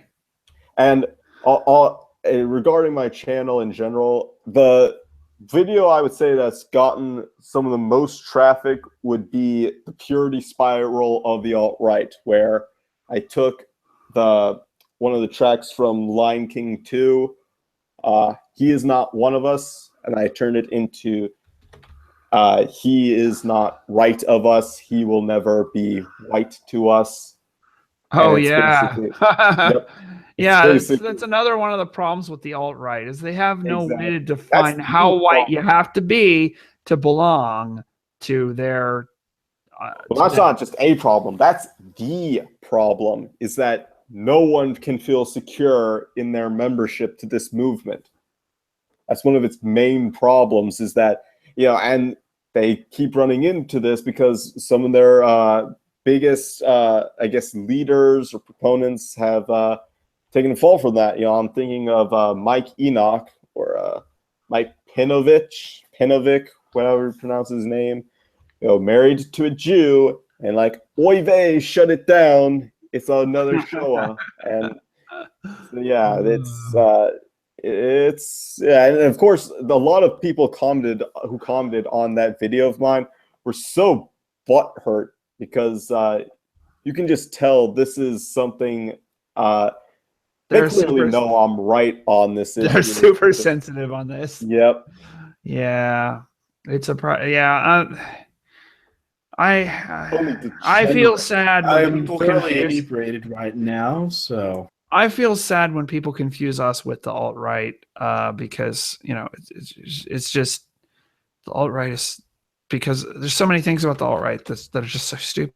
Well, I would say the alt-right actually helped bring me to traditionalism after, because I was a basic B libertarian back in the days, and the alt-right helped introduce me to a lot of traditionalist thinkers, and so I kind of have to give them credit for that.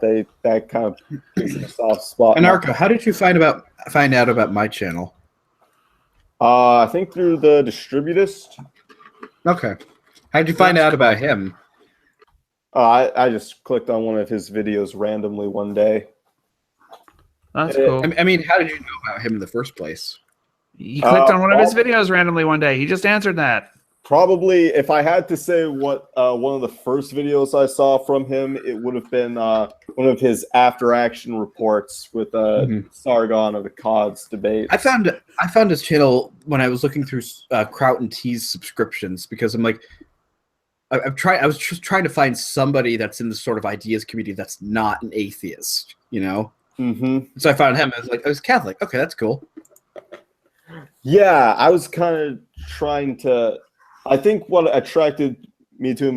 That's a weird way for it. But what attracted me to his channel was that was the very name itself. I had already known about distributism, but I had never actually seen anyone online who either knew about it or advocated for it. So I think that was one of the main draws. Like, whoa, you actually advocate for this? I thought that was it was like seeing a unicorn mate with Bigfoot.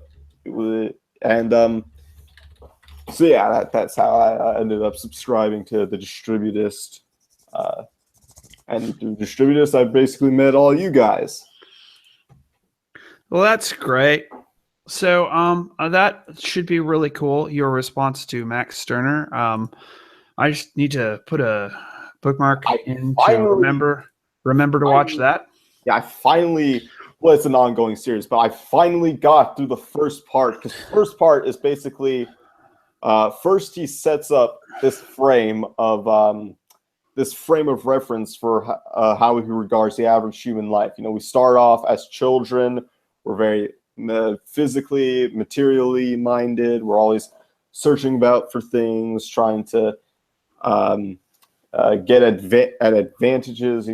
People, we're very we're basically driven by basic instinctual materialistic desires. Then, as we become adolescents and youths, we become more enwrapped with ideals, and then once we become adults, that's when we become, I guess, the egoists. But I've just gotten to that because his entire first chapter first deals with the ancients, who are like the childlike people, and then almost the entire thing else is in dealing with the moderns, which in this case the Christians. The Christians didn't he come up with the 4-stage theory of human progress or whatever? Well, see, at this point, it's only the 3-stage progress, because he hasn't gotten to. Yeah, because at the end of his opening chapter, all things are nothing to me. He, or was it that? Or never mind. In one part of his book, he basically says, when I am older, I will have time to reflect.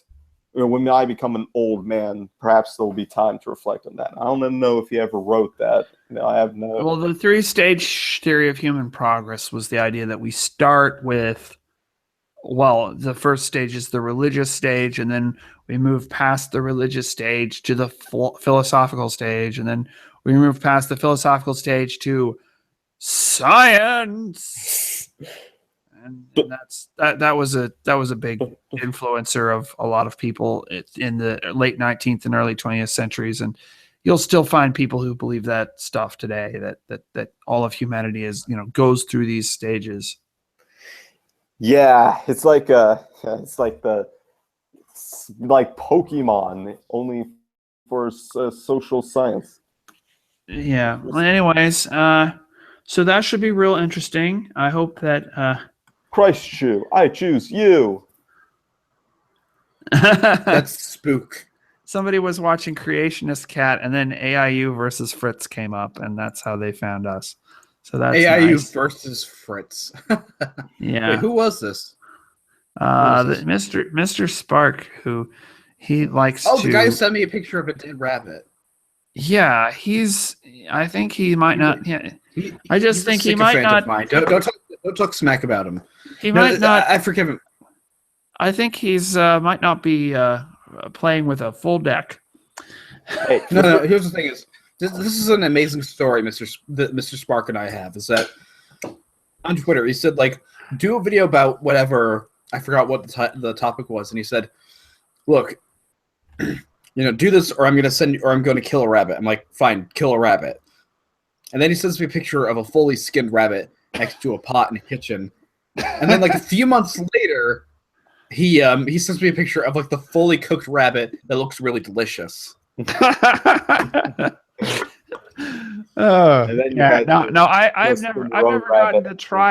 never gotten to try rabbit stew, but I would absolutely. I would absolutely try it. I mean, I would try a rabbit right now because there was some in our backyard, but now a family of foxes moved in. Like there's like these really cute little baby foxes that moved in with their mommy and daddy. So I don't think there's going to be very many foxes anymore. But you just have to settle for foxes then. No, I'm not going to kill them. They're cute. Yeah, well hopefully there'll be a lot of squirrels that keep eating all the squirrel that keep eating all the Fritz, you've been listening to too much. You think foxes and rabbits are cute and stuff. It must be because you've been listening to too much Uncle Remus stories. Look, this is Disney. I love how racist old Disney is having a dignified black character, and new progressive Disney is having blonde Aryan princesses from a Danish story that have magic powers. It's even. The thing is, have you ever actually watched Song of the South? No. Oh, you should. It's actually a really good film, and there's nothing wrong with it. Seriously, Song of the South did nothing wrong.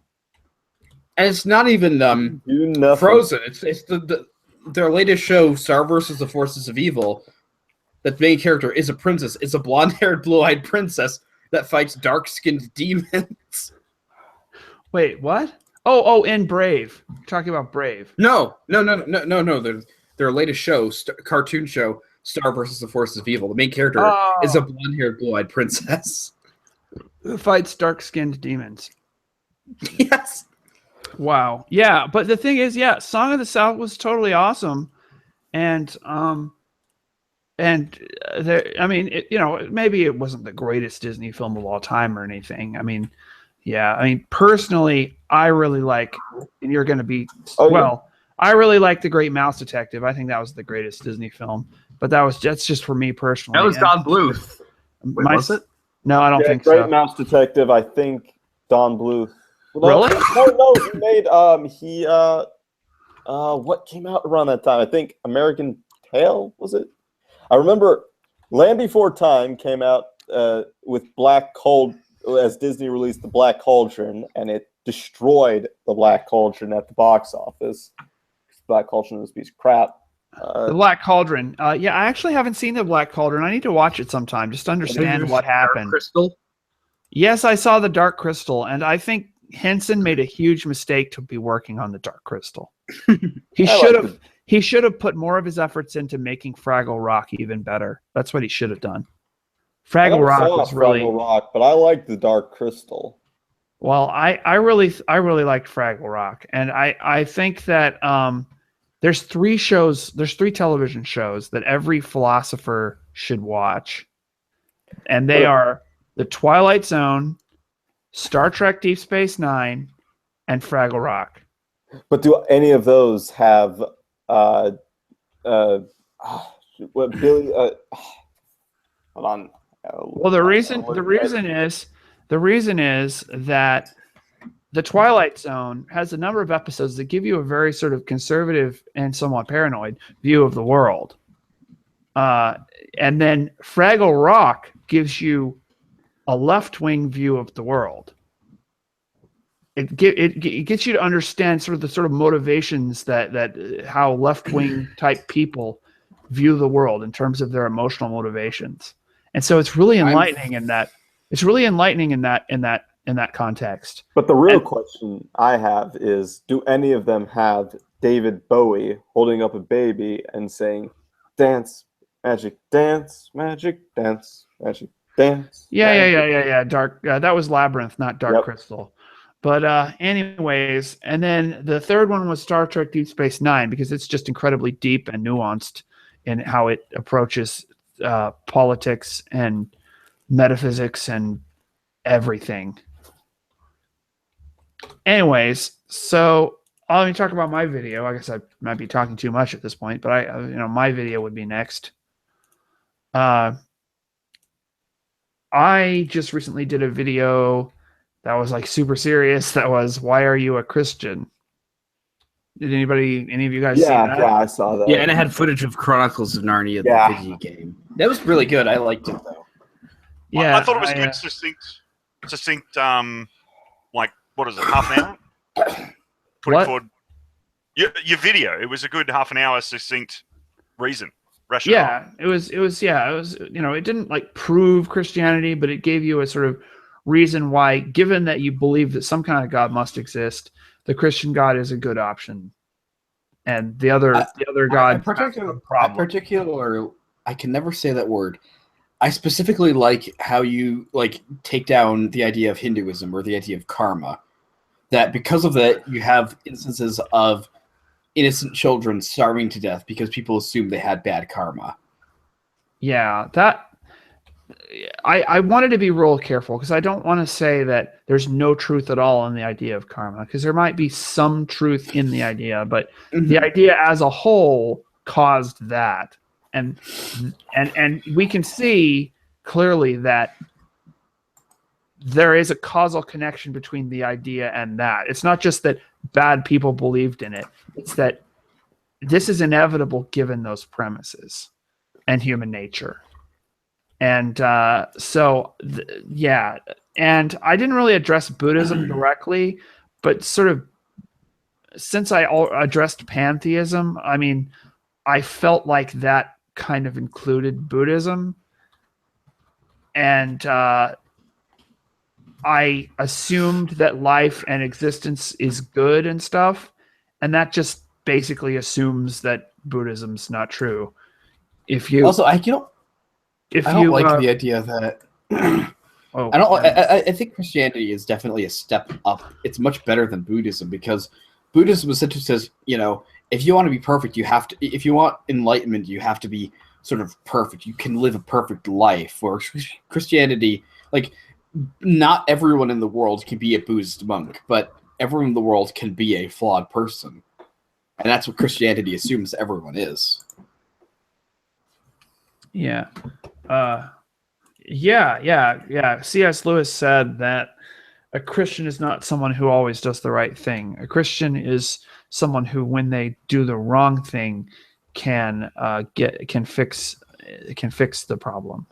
Or at the very least understand that it's not try to, readjust. Oh, I'm not fulfilling a moral code. Let me just change the code. It's like someone has a really terrible diet. Sorry. Well, you say that that my diet's not nutritious, but I say the problem is your standards.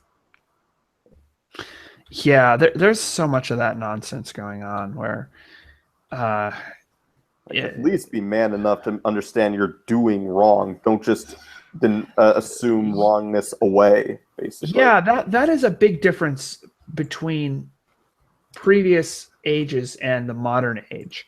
In previous ages, society accepted the moral law in theory, without even questioning it. It was, yes, adultery is wrong, period. Well, we know the king's committing adultery. That doesn't make adultery okay. It just means that we don't talk about it. Yeah, and the thing is that at a certain point that actually began to change because of the fact that around the late 18th and early 19th century, you sort of had a cultural shift in the upper classes away from the idea that nobles and the monarch was expected to have a mistress, because everyone from King George III to King Frederick William III of Prussia and other monarchs. We don't want to get into the weeds here on historical details. They didn't have mistresses, and they were adamantly against having mistresses. And you sort of had and you're trying to say George III did nothing wrong. That's what you're No. I'm just saying is that there was a definite shift among the nobility and royalty at the time away from the normalization and saying that having mistresses is okay to no. Having a traditional family and having one wife for your whole life, unless she dies, that's what you need to have. And that's where you sort of got the origins of Victorian values. Yeah. And that was good. Which is good. Yes. Yeah, I mean, there's a lot of people who want to diss the Victorians, but they don't even have an accurate idea of what Victorianism was even about. I mean, and the thing is, like, people always complain, like, the Victorians were against having sex. And the thing is, like, Jordan Peterson has an excellent response to that, because the thing is, Peterson has a thing on the Victorians? Yeah, he points out, like... I need to see that. Where is that? I can't remember exactly where it is. I can paraphrase it first right now. Hey, chat. People in the chat, can you weaponize your autism and find Jordan Peterson talking about the Victorians and link it in the chat? Or well, I guess tell us what the title is.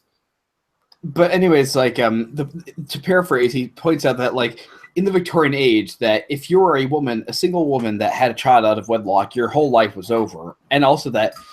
syphilis was like the plague everywhere. For people. So essentially, no wonder these people were afraid of sex, because if you didn't have sex in an extremely sort of protected and safe environment of monogamous marriage, your life was, there's a high chance you were either going to die or get pregnant, and no one was ever, and your life was over. Yeah, I think things. There were very strong socioeconomic reasons for that, and those reasons haven't really gone away. They've just been sort of eased by the contraception. But how do you mean? Well, it's still a good idea to not get pregnant if you're not ready to have a baby. And yeah, the thing is, like, statistically, there's always ever only one way to make sure that you never get pregnant, unless you're Mary, Mother of Jesus. Well, yeah, it's only failed once. Anyway, the idea, though, I was trying to get to was, we've gone on this digression. I was saying that previous ages accepted the moral law without question, but the tendency in the modern period, in previous ages, we accepted the moral law without question in theory, and then just failed to keep it in practice. And that was the cardinal problem of previous ages. The specific problem of the modern age is that not only do we fail to keep the moral law in practice, which every human society that we have in recorded history has failed to do that, we have begun to reject the moral law even in theory. That's the modern development that makes the modern age so different from previous ages in terms of its moral decline. Mm-hmm.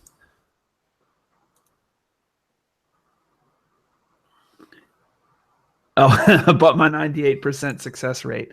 Is that talking about contraceptives or condoms or something? It's talking about, I think it's talking about the idea that, like, if you want to remain out of poverty, that, like, statistically, if you do these three things, which is not have kids before you're married, have a full-time job, and graduate high school, 98% of people that do those three things will not be below the poverty line.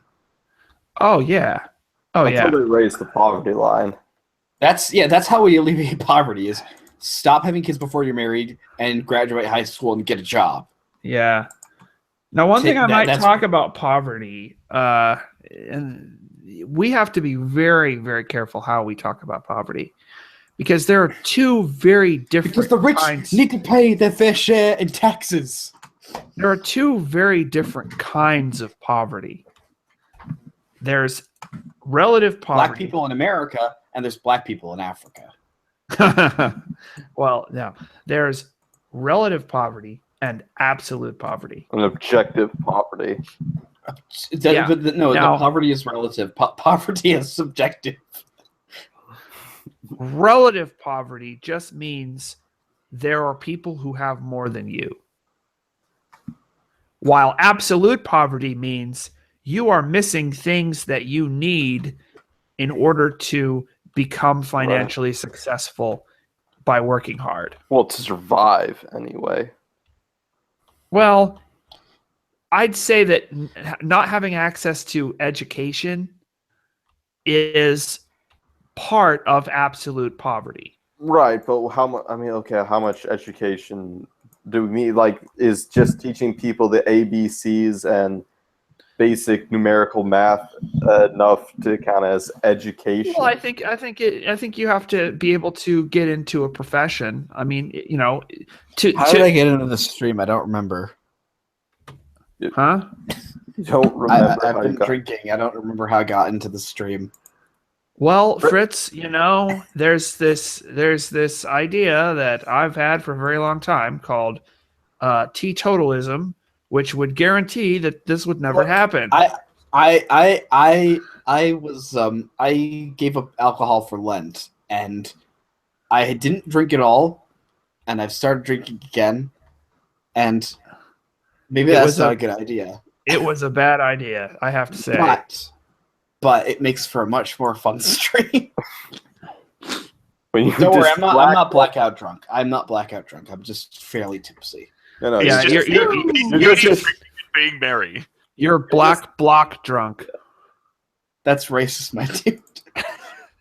That's an Antifa term. Refers to when they have all the masks on. Antifa is a social construct. Yeah, Fritz is secretly the leader of Antifa, but only when he's drunk. And then he doesn't remember afterwards. He doesn't remember afterwards because he was drunk. Fritz's real name is Tyler Durden. But see, that's where all the German stuff comes from, you know. My Underneath, middle name is he's Danger. secretly a Nazi underneath, but only when he's drunk, it doesn't remember. Look, guy. My middle name is Denger. Okay. I think I'm putting it up. I am definitely. People are saying to ban you. I don't think I'm. Do gonna not do that. ban me. Like, My real I don't name think is I'm Tyler gonna do Preston. that. He's Yes, secretly Tyler Preston. No, I had a dream about Tyler Preston a few weeks ago. That is helicopters. No, where Let me guess, literally, Tyler was picking your cotton, wasn't he? no, literally, I managed to get on a stream with it on his channel, but what happened is somehow I managed to get into his house because that's how streams work, and apparently he's actually white. That's actually really interesting. I And then I got transported into this like magic room with all this like technological equipment where I got put into an airplane and flew around. And that's just me having a dream. That's not me being drunk. Okay, yeah, I get dreams are supposed to be disjointed, but usually when you tell about your dream, you're supposed to actually make it sound like they were connected in some logical No. My dreams are always a bit weird. Not when Yeah, he's so are mine, but that's why I never talk about This is them. the thing I never understood. Is like there's certain like medications where it says like side effects may include strange dreams, but that's all dreams. How do you tell? It's like, yeah, doctor. All of my dreams are like the trippiest acid trips you'll ever experience. I have to say, I have very boring dreams. Like, here's the thing, all the things I'm going to be doing the next day, and I dream that I am doing them. And then I feel like I'm tired at the end of the day because I've been doing all this junk all day. And then I wake up and it's the next morning. If people do sleep eating and like stupid stuff in their sleep that they regret, why don't people ever do like productive things? Like, oh, I wake up, my whole house is clean and my taxes are done. Awesome. You know, one thing I've kind of been sort of mildly interested in is what do you do with a drunken sailor? Is lucid dreaming. There's a lot of stuff on the internet about it, and most of it is crap. And I kind of wish there was some easy way to sort out the small percentage of it that actually has some actual research behind it, and isn't trying to sell you on some kind of ideology. Because there's a ton of stuff on the internet about lucid dreaming, but there's so much of it is more ideological than research based. But you know what lucid dreaming is, right?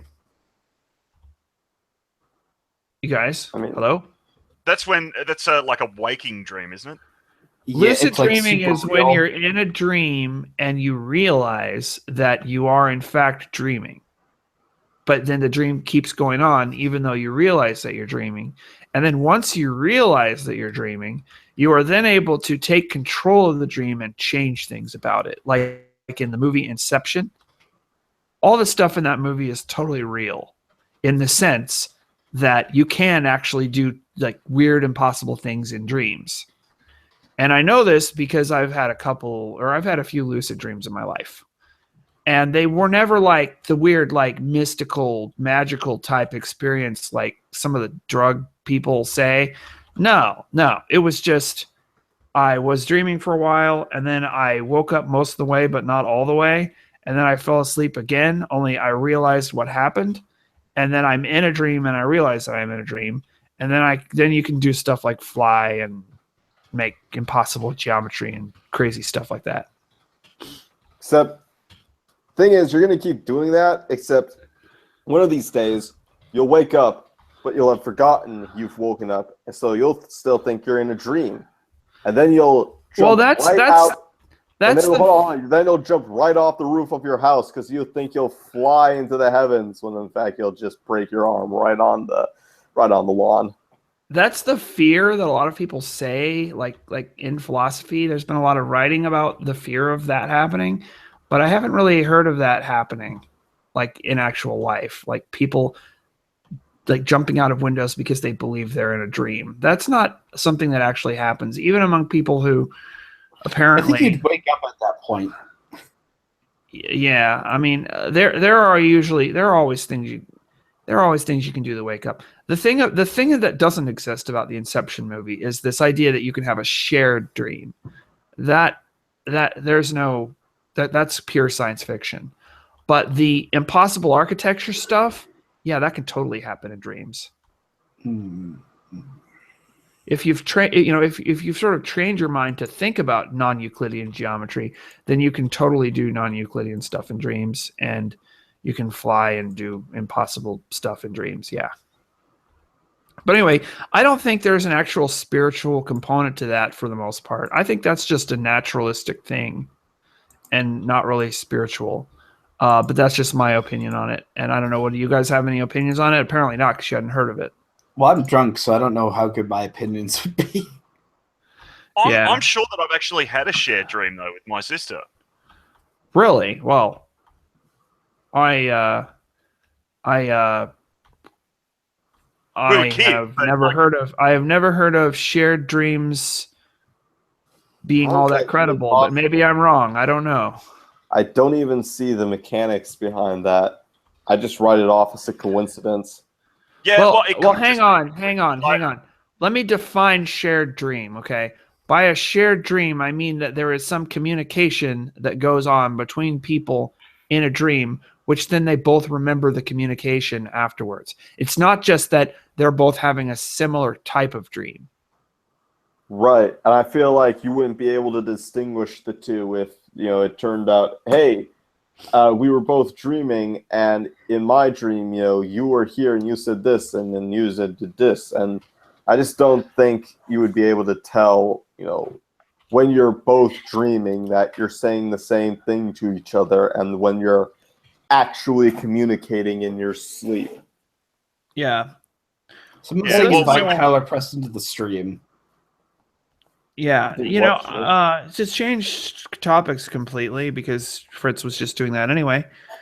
I was thinking about trying to make like a response video to the Free Press of Kekistan, which is a YouTube channel that was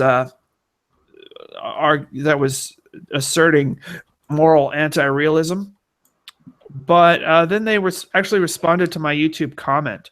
Maybe instead of a response video, it could be like an actual stream. Do it. I think I'm getting a bit more sober now, so The problem I'll be a lot less funny.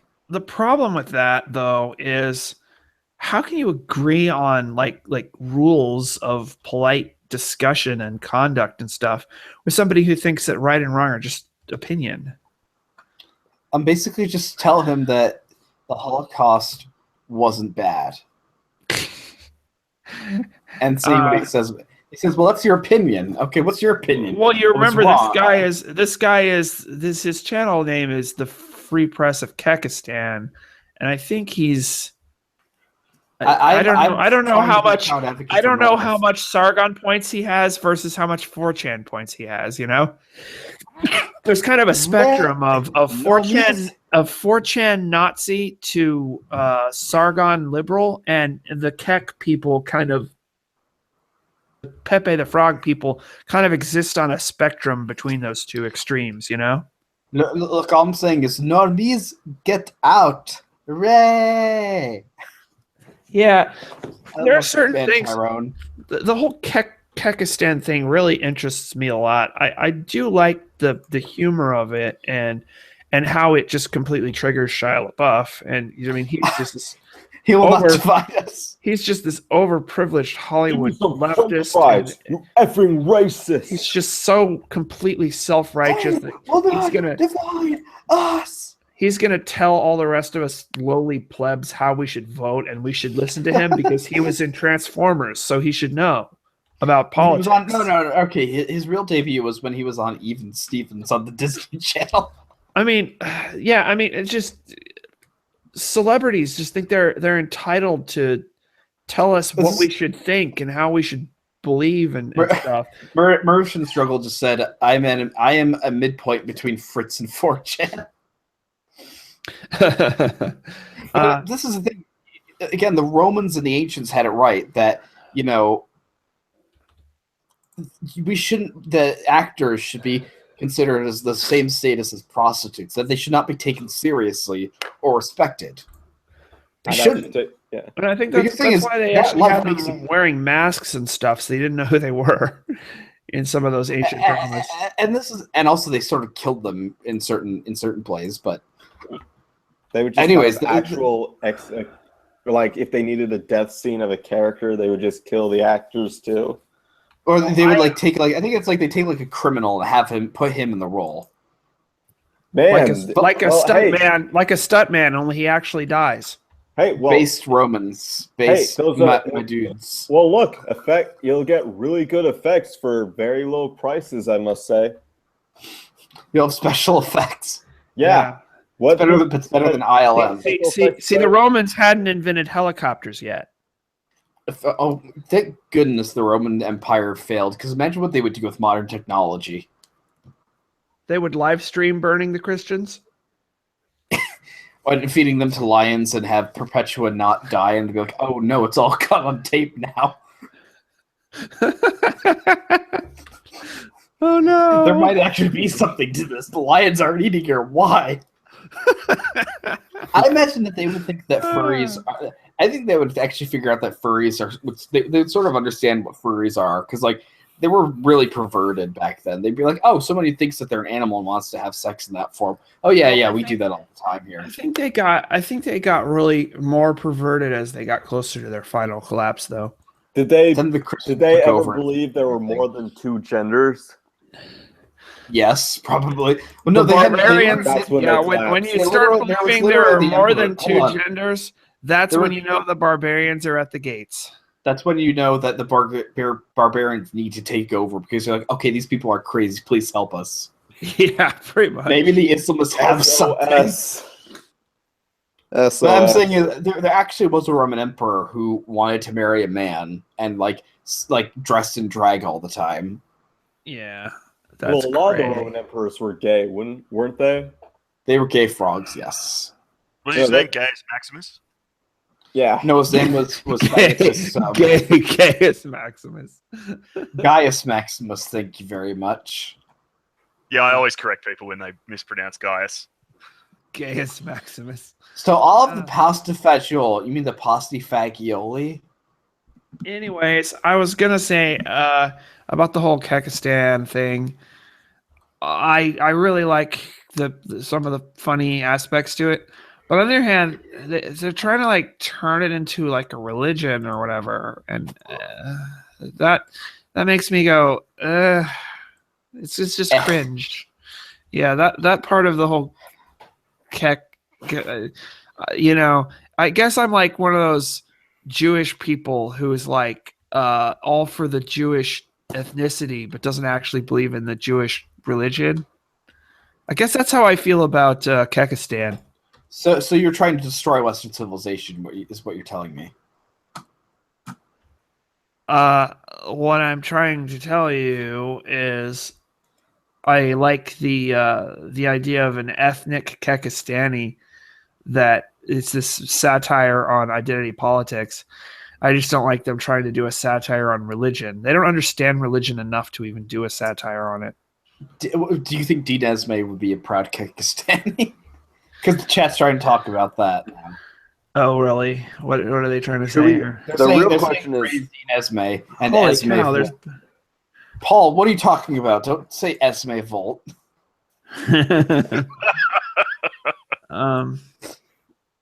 I'm just wondering if we should arm the Keks against the armies of Sargon of Mossad. You mean Sargoi of Mossad, and he's raising his wife's son. Exactly. No, I did like this one he did make an amazing refutation of the alt-right on his first stream with Millennial Woes when he says, "Look, it seems like I'm the only person that's actually furthering the white race because Sargon's the only person that seems to actually has a wife and a son. He's actually the only person that helped produce more white people, even though he's not technically white." No one's technically white. Wife, no, this is gold. Mauritian Circle said, "Wife, son of Black Das." No, of Black Dad. Okay, so Mathoma says Kek is funny, Kekistan is not. Now, this is where I kind of disagree. I think that the idea of Kekistan as this fictional country is really funny. I just don't think the idea of Kek as this like ancient Egyptian god or whatever is funny. It delves too much into like history and stuff, and is trying to be a satire on religion. Only the people doing it don't understand world religions enough to even do an effective satire. Although I will give them this, it is closer than the Flying Spaghetti Monster. Is much closer than the Flying Spaghetti Monster to being an effective satire on world religions. I think it's because a lot of people are going to start believing it. Because, I mean, that's the thing. You can't really satire religions because once you do, if you're doing it effectively enough, where you actually your critique actually has some bite to it, people start actually believing it. And that's the thing about this Kek thing. There are 12-year-olds on the freaking internet who are actually believing in this thing now. Well, because look at Chatelet. Okay, Chatelet, the record, P-E-P-E. What's the picture on the album? A frog. But I do have to interrupt you for this, is I need to make a stream between Scotch McInnes and Mr. Spark. I want to see what that would look like. Yeah, They're two of my sycophants, so... Yeah, I mean, I wouldn't be too surprised if an actual Kekism religion actually did emerge from this movement they've been creating. Maybe that's how some religions Scientology. Wasn't Scientology started as a bet? Well, I mean, Jediism has gotten like official religion status in the UK, right? I mean, this actually I think has more going for it than Jediism. I mean, doesn't it? Well, Sargon the Great Prophet, is he the dear leader? Well, watch the videos by the Free Press of Kekistan channel, and then there's also the Council of Kekistan or Kekistani Council or whatever. Okay, this is the reason why I'm not part of Kekistan. It's because it'd be too much work at this point to get involved with it. Because like I'm not going to get involved in a fake country with a fake religion. Like, I don't care. I want to be part of I like the normal. fake. I like the fake country. I don't like the fake religion very much, though. But the fake Praise country is great because of how But the thing you is, can you could trick people into thinking that they're like supporting some kind of oppressed minority group when it's 4chan. they are an oppressed trolls. minority group. What are you talking about? 4chan trolls are now an oppressed minority. I just think that is hilarious, and I would totally encourage what they're doing with that. But then at the same time, they have this habit of anybody who disagrees with or questions anything about any part of what any of what they're doing, immediately gets called a cuck or Kekistan or whatever, and that's Canada. That's a problem because if your movement does that to anyone who even slightly questions it itself. I do have to interrupt. So, Paul, because of Canada, can Australia be our best friends now? Because you guys seem to be a lot better than them. We're your deputy, mate. We'll go wherever you want. Australia seems a lot less crazy than, and they at least don't seem as suicidal as Canada does. No, that's because we have standards. Australia is basically the rednecks with the more British accent. We have a thing from the chat here. Louis the 14th asks, "How have you heard about someone pulling a prank in Turkey by replacing prayers with porn?" Praise How does that work? Seriously? I have not heard about that, but you know what I have heard? I don't know what that even means. Replacing prayers with porn? I think on some kind of, probably on TV or whatever. No, with porn, not corn. No, I said porn. Replacing prayers with corn, that's a better idea. I don't know how that makes sense either, but okay. Well, Shadowlay, that's what. Well, I'd like to talk about a very interesting event in history, relatively recent history, but still history that I thought would just be really interesting to talk about. And that is on the evening of September 6th, 1987, the Playboy satellite network was intentionally jammed with a text message of Bible verses. And I just think that's completely brilliant. I just think that's hilariously funny. I wish they'd chosen some better Bible verses that would have been more relevant to trying to do that. What did they choose? Remember the Sabbath and keep it holy, and repent, for the kingdom of heaven is at hand, from Exodus 28 and Matthew. That they got that past, that they got that in at all is probably pretty good. Well, yeah, I mean, I think it's a great prank. I just wish, it seems like it wasn't planned out very well, though. They did get like a little cross underneath the message. You can look on YouTube and see the at least the non-porn part, the broadcast intrusion. And when is you after going to die? You're changing the topic, and I'm trying to say something here. Sorry, I'm drunk still. They convicted somebody of having done this. Thomas Haney of Virginia Beach, Virginia, who worked for the Christian Broadcasting Network. They believe that he hijacked the equipment of the Christian Broadcasting Network in order to pull this prank. And based on the brand of the transmitter, they concluded that CBN was the culprit. But CBN maintained that the FCC's case was entirely circumstantial and the signal couldn't be traced to a point of origin. It's just that they had similar equipment. Haney, as far as I know, to this day, even though he was convicted and he got 3 years of probation, $1,000 fine, and 150 hours of community service, so he never actually went to jail. But he always maintained his innocence, that he didn't actually do it. And I'm thinking somebody who was enough of an ideologue that they would actually try satellite jamming to replace porn with Bible verses. I'm thinking there's no way that somebody's going to do that and then maintain their innocence like this, even though they're being convicted. I mean, that I just don't think they would do that. I think, someone that much of an ideologue, they would want the world to know that they did it. And so I don't think he did it. And I'm wondering who did do it. Maybe was somebody trying to get CBN in trouble?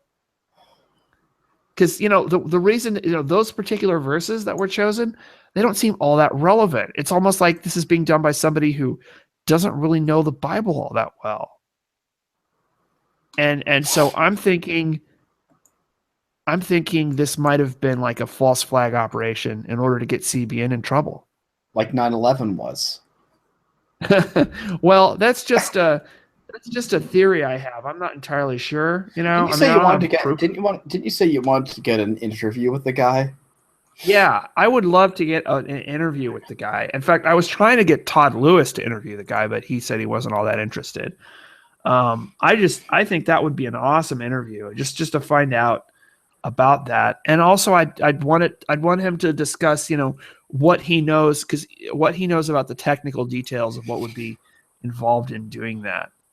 There's a few other really interesting broadcast signal intrusions that happened, like Captain Midnight and the Max Headroom incident. And definitely look those up if you're interested in weird. Yeah, look up Internet Archive is a very interesting channel.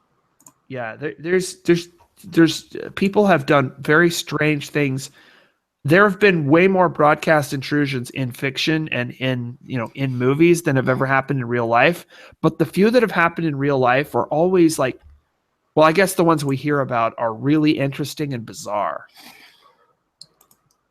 It's like by the time somebody does all that work to take over a signal like that and get their message out to millions of people or whatever, you'd think they'd have like a really clear idea of what they wanted to say. But no, usually it's like somebody is just doing something completely random that isn't even all that well planned out. And it's just all this, the psychology of that I've just found fascinating over the past few weeks. I guess I'm talking too much, though. We're just talking about random stuff at this point. It's your stream. Holy crap, I think I'm starting to sober up now. You got the hangover already? Yeah, I process alcohol pretty fast. Well, I do still have bad allergies. I was going to say before, though, Ben, that if they'd actually done the Kekistan thing earlier, like about 12 months ago, I could have actually put Kekistani as my ethnicity on the Australian census before the website crashed. We did the census online, and it crashed because there were too many people using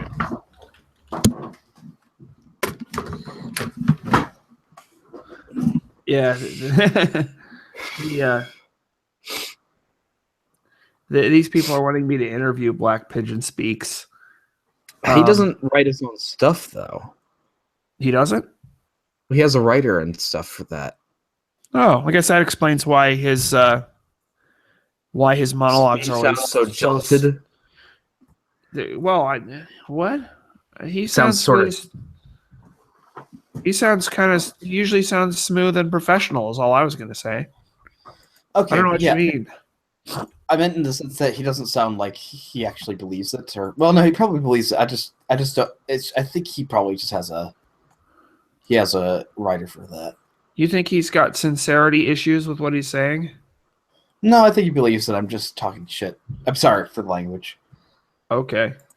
Well, about Black Pigeon Speaks. I mean, some of the stuff he says is, I think he goes way too extreme. Like, he says women are the death of civilization, which was just stupid. Isn't that just a clickbaity title? I think it's just his point is that women empower the death of civilization. Yeah, but that's not true. Feminist women do. But yeah, it's like did Margaret Thatcher try and destroy Britain? Did Queen Elizabeth or Victoria try and do it? No. I mean, yeah. Angela Merkel did. I mean, behind all the great men that do all this stuff, they have their mothers that are and their wives. They're huge influence on them. That and there's just so many women that are supporting the men that are I agree that men build civilization. Women don't build civilization, but women are very involved in supporting the men that build civilization. And you have to realize that if you're being honest. Like, what about all the founding fathers all the first ladies, like Abigail Adams and Martha Washington? Yeah, you know what George Washington said. He said, "Bitches ain't X but hoes and tricks." These ain't nothing but X's and tricks. Tricks are for kids. Hoes. Hold on. George Washington says, "All I am." Let me get the quote here. Is Popeye all the I Sailor am? Man? George Washington said, "All I am, I owe to my mother. I attribute my success in life to the moral, intellectual, and physical education I received from her." And Washington, I don't know how he's portrayed all the time in media and stuff, but to be successful in the military back then, you had to be a tough guy. Okay, you had to be pretty secure in your masculinity to succeed in the military in the 18th century. Okay. Well, actually, the Prussian one, yes, but a lot of it was sort of a gentleman's club. I meant in the American military in the 18th century. All right. But like, what about the officer corps? Wouldn't that be more of like a gentleman's club? I said, well, to be a gentleman, you have to be a man, don't you? Yes, but not like. Well, this is the thing about masculinity. Is like people keep saying, "Well, men are told not to cry. That you have to completely get rid of all your emotions." I'm thinking like, well, that was what masculinity was thought of for a while. Like during my theory is like, yeah, the idea, previously masculinity meant like, you would be sort of an all-around Renaissance man. Like, poetry would have been considered a masculine thing, just like, fighting was. But like during the era of World War I and II, since everyone had to be in the military, being a mindless drone that wasn't controlled by emotions, that's what needed to be valued. I don't know, because didn't all men have to serve? Maybe that was just Greeks. I thought. Well, that was in Europe, not in Britain or America. Yeah. Before the World Wars. Yeah, before World War I, Britain was still a volunteer military. So was Someone asks me, what do I think of Clive of India? Well, I don't think of Clive of India because I have no idea what that is. Out of sight, out of mind. I'm sorry, I don't know everything. Why not? But you're Mormon, aren't you supposed to be magic? Yeah, I have Mormon meme magic. So are you saying Mormons developed memes before anybody else? Hell yeah. No, the Egyptians did that.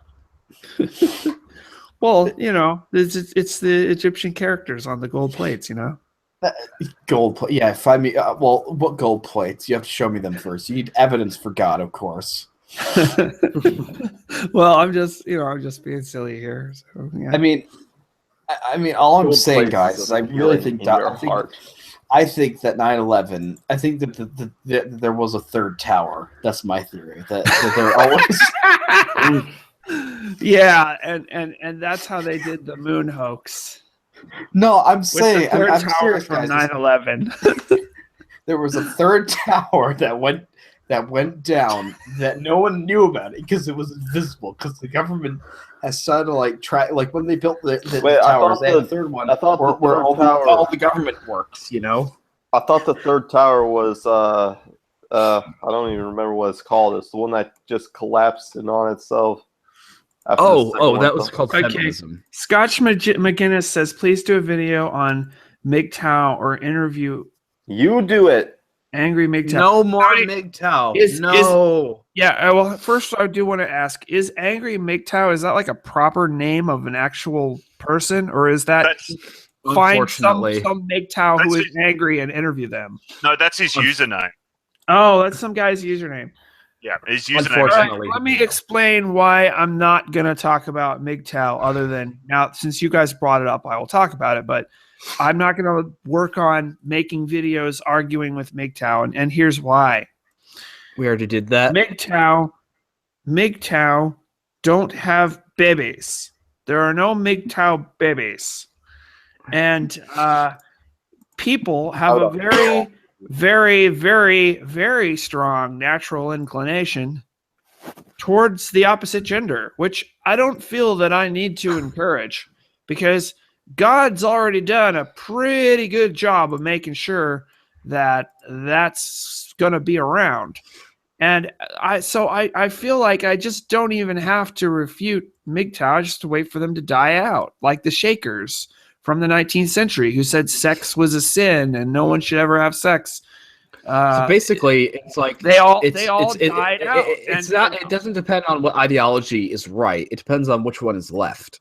Well, yeah. Well, at some point it will be like that, yes. And so, because of that, I don't think that there's going to be enough historical significance in MGTOW to merit even arguing with them.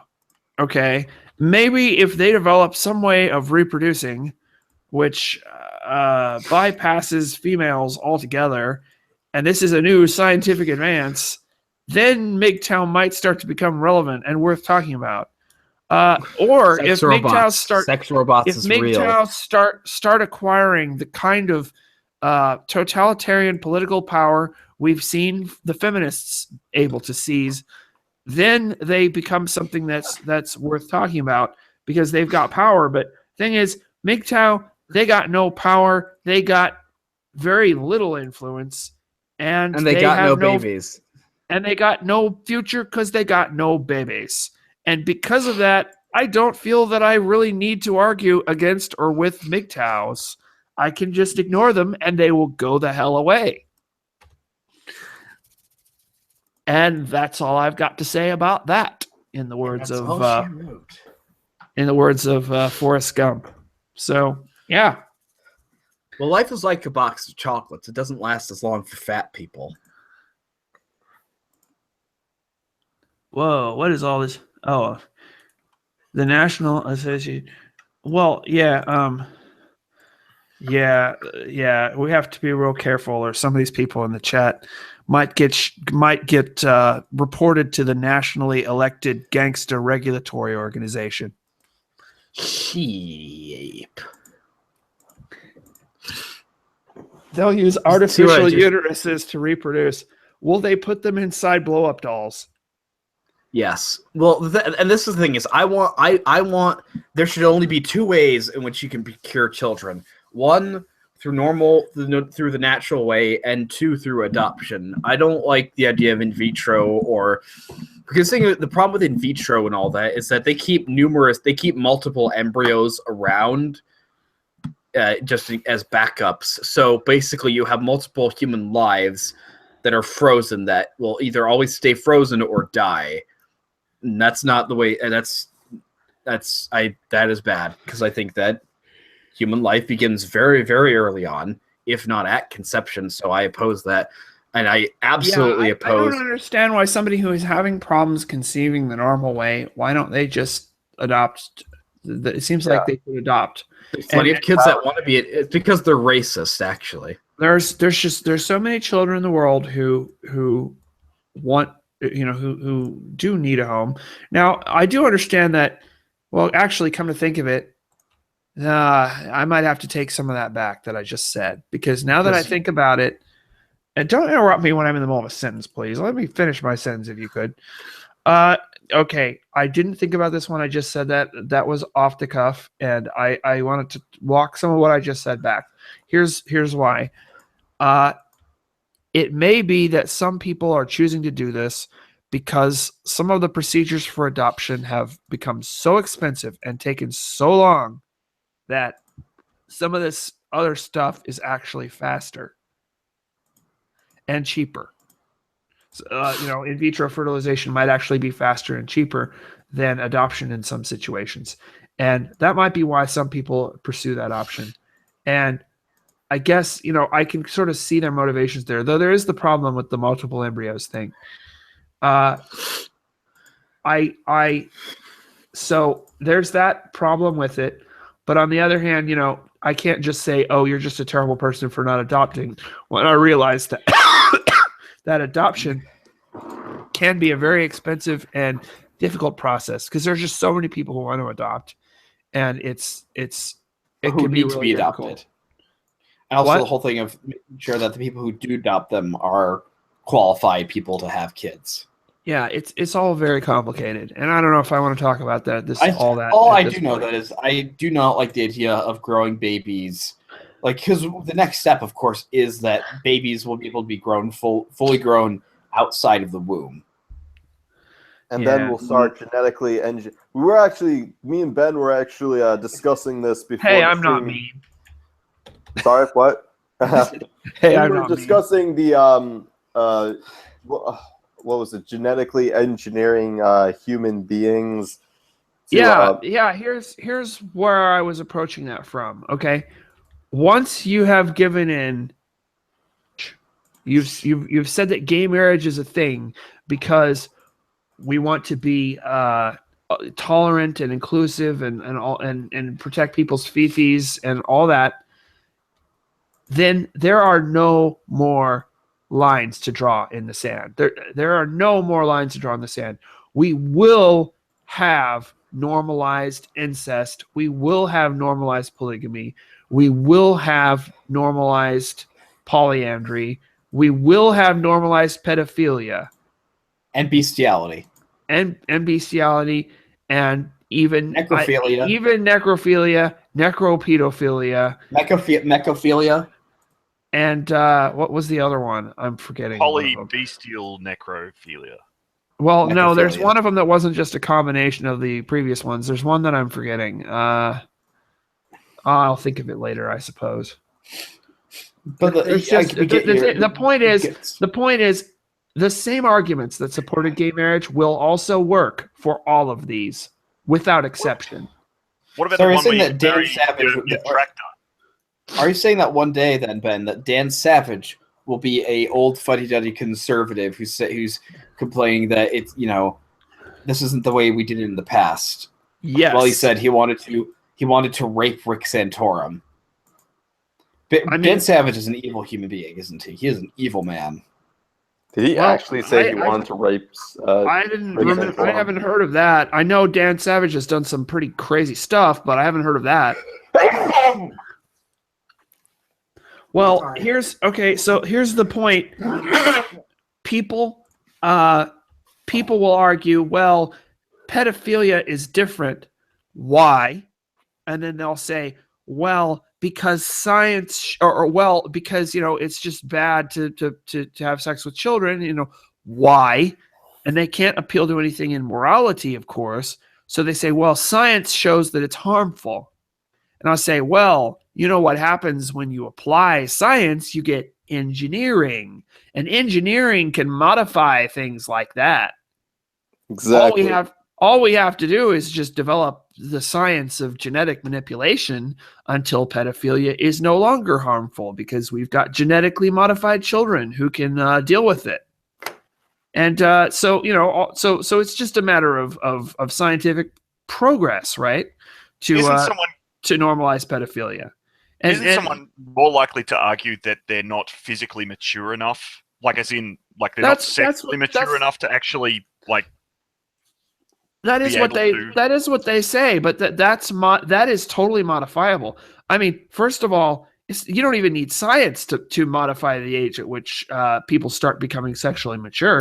That is extremely fluid, and the way that our society is pushing pornography and sexualized advertising on everybody all the time is resulting in an earlier age of sexual maturity than we would otherwise have. Isn't that also due to the lack of fathers in the household, biological fathers in the household? Well, I don't know whether that causes I don't know whether that causes and the hormones in the milk.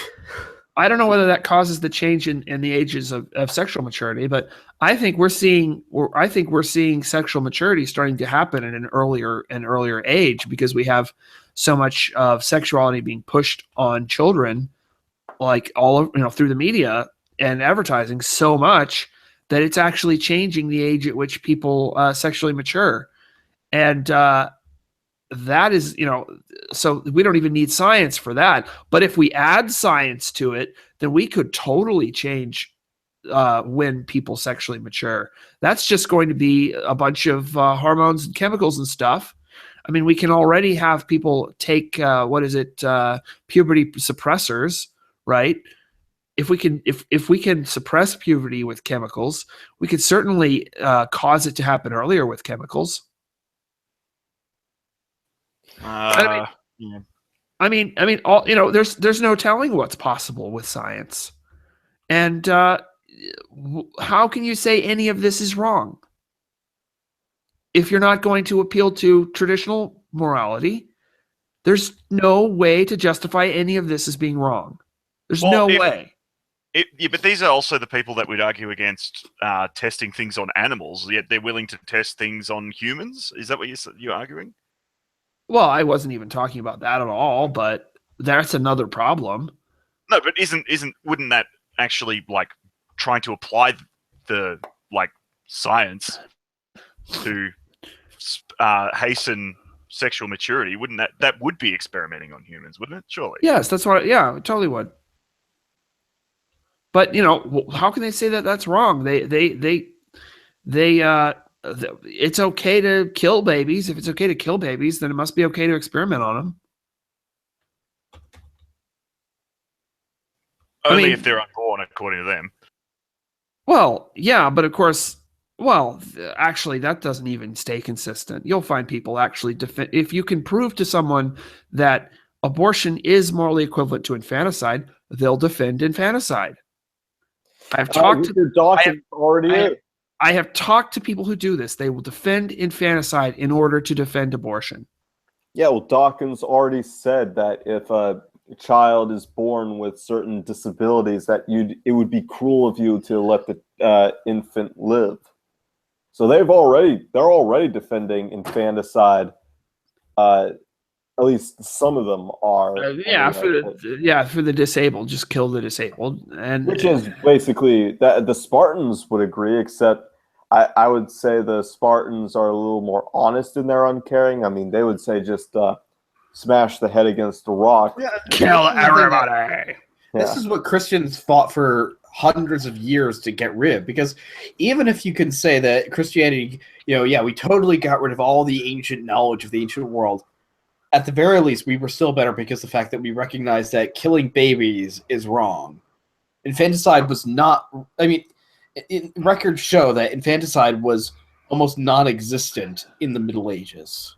That we did not leave children out to die in the Middle Ages. Yeah. They developed the what's called the foundling wheel, which is these days called the baby box, which is an institution... will have a window in which you can insert babies. If you can't take care of the babies, then they go to people who can take care of them. And it's kept anonymous so that this is one of the ways we discourage infanticide is. Why was it called the baby wheel? What? Why was it called the baby wheel? Well, it was called the foundling wheel in the past because it worked sort of like the wheel on a mill. It would have it would sort of rotate. You'd put it worked like the wheel of fortune. You'd insert the baby in one side, and then you would turn the wheel around so that the baby goes inside the window. And then you'd walk away, and on the other side of the window would be like nuns or whatever who take care of the babies who show up there. And they have institutions like this in all major cities even today, where somebody who's in a desperate situation, you never ever have anywhere on planet Earth. You never ever have to abandon a newborn. There's nowhere on Earth where you have to do that. There are in all major cities, there are these things you can go to where you can put the baby in at a window where there's no cameras, there's no identifiable, there's nothing to identify who's doing it. It's just that's a way to make sure the baby can live. There are people on the other side make sure the baby gets to an adoption agency and so on. And it was called I need to kill my baby because it's not convenient for me. I need to pursue my career first. I mean, this has been a thing. The Catholics have done it quite a lot. It's called the baby box these days because it sort of worked sort of like Dropbox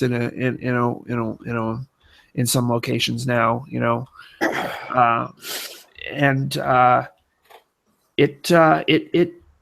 it's terrible that such things are necessary, but it's certainly better that they exist than that they not exist, But yeah, things like that are constructed to make sure that you never ever have to kill or abandon a newborn.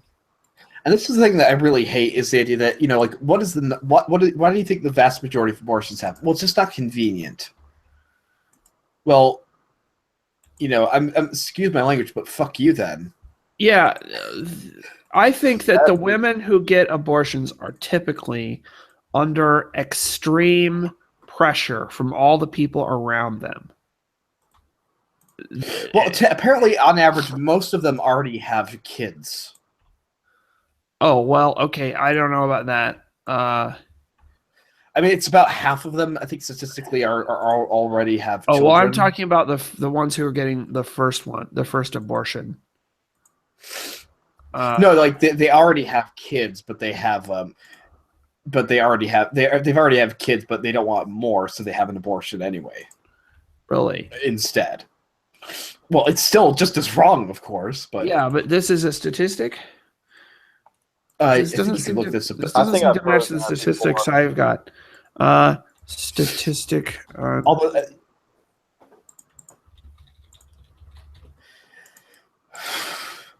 I'm thinking, look, if European... The thing that really disgusts me is when the alt-right talks about abortion, where they're like, it might kill people, yeah, but we're fine because it kills black people. Like, that's disgusting. Kills black people more than white people. Or black. Yeah, here's the thing is, even if... that's the last reason I want to... I'm trying to say this is that... Really? Okay, so it's 60% have given birth to at least one child prior to getting an abortion. Well, yeah, I think I'd heard a number before, but it wasn't 60%. It was that still doesn't make it like right. 30% or something from what I've heard before. So this is a bigger number than I thought. Of course, it still doesn't make it right, obviously. Obviously. It says, and anyway, I do think that they're still under extreme pressure. Financial pressures and social pressures, and a lot of them have to kill somebody. A lot of them have. Well, listen, Fritz. A lot of them have like a boyfriend or a father or somebody like that who is putting a lot of pressure on them to do this, and sometimes it's not even a pressure to do this. Sometimes it's you have somebody who's got they don't want them to find out that they're pregnant because they have they think that they're afraid of what that person will do or how they'll react, and they're not thinking rationally. That's the thing. I mean, women who get abortions, I think most of them aren't I don't think they're like normal murderers who are doing something out of rage or are like the cold-blooded kind of murderer who goes and plans something. I think they're most of them are, I think, coming out of a place where there's all these pressures on them and there's a lot of mental confusion going on, and I don't think they're making rational decisions.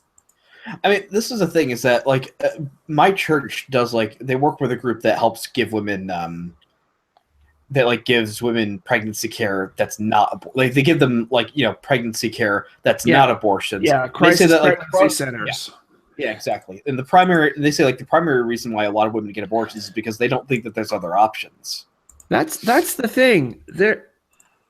And Planned Parenthood strongly tends to reinforce that belief that they don't have any other options, and the abortion will fix their problem. So if Trump managed to sign a bill that defunds Planned Parenthood, would you vote for him in 2020? Oh yeah. Well, I said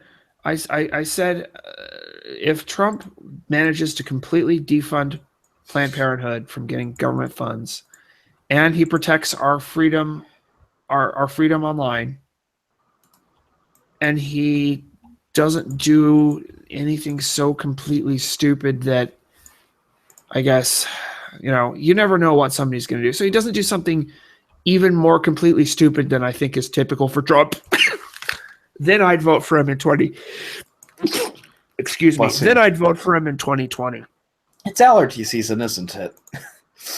Yeah, I'm off my allergy meds. I need to take them. I'm still taking them, and my allergies are still super bad. I'm dying here. Yeah, I need to buy some and take them. I just ran out this week, and I guess this evening they're finally starting to catch up with me.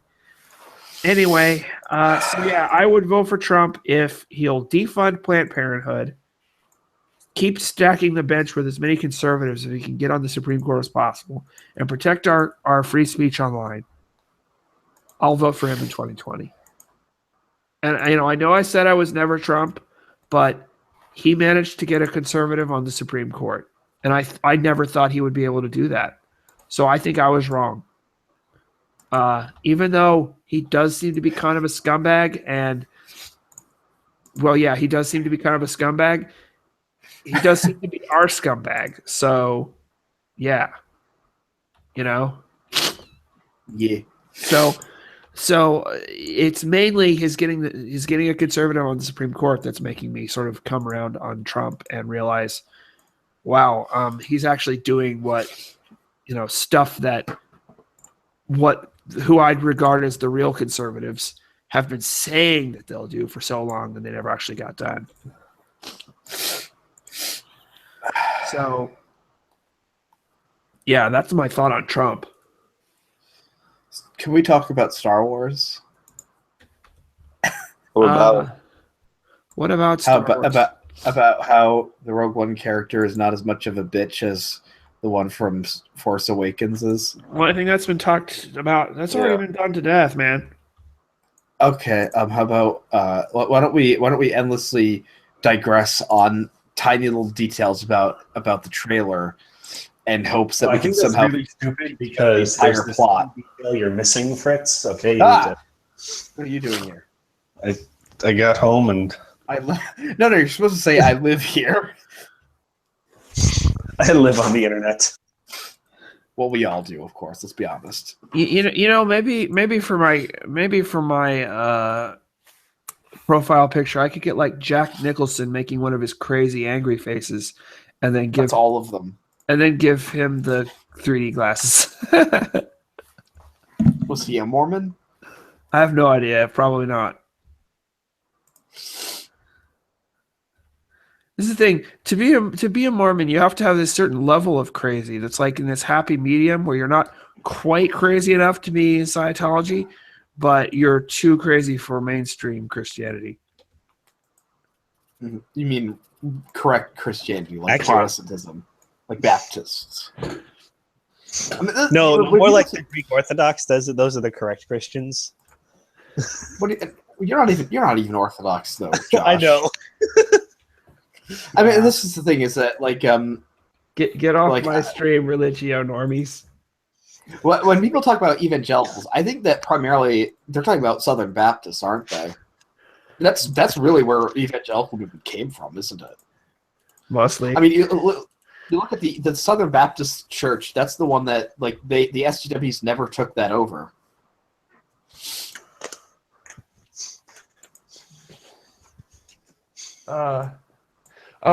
Trump needs to bring back the travel ban. Well, Yes. I'm Make the Muslims go away. I'm not like super excited about the travel ban. I mean, it doesn't seem to be like especially important to me, like either way. I mean, I don't know if it's gonna like stop terrorists or whatever. So I think it's kind of costing Republicans a lot of political points without actually accomplishing all that much. I would like to see us spend as many political points as possible to stack the bench. And I don't like seeing us lose Or getting the wall built. I don't care about building the wall either.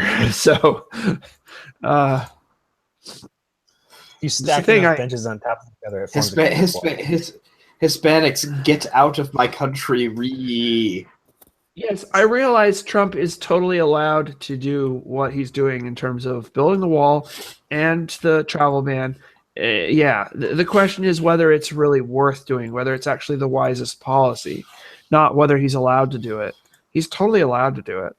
I don't really think it's necessarily the wisest thing to be the wisest policy, and this is a big part of why I didn't vote for him.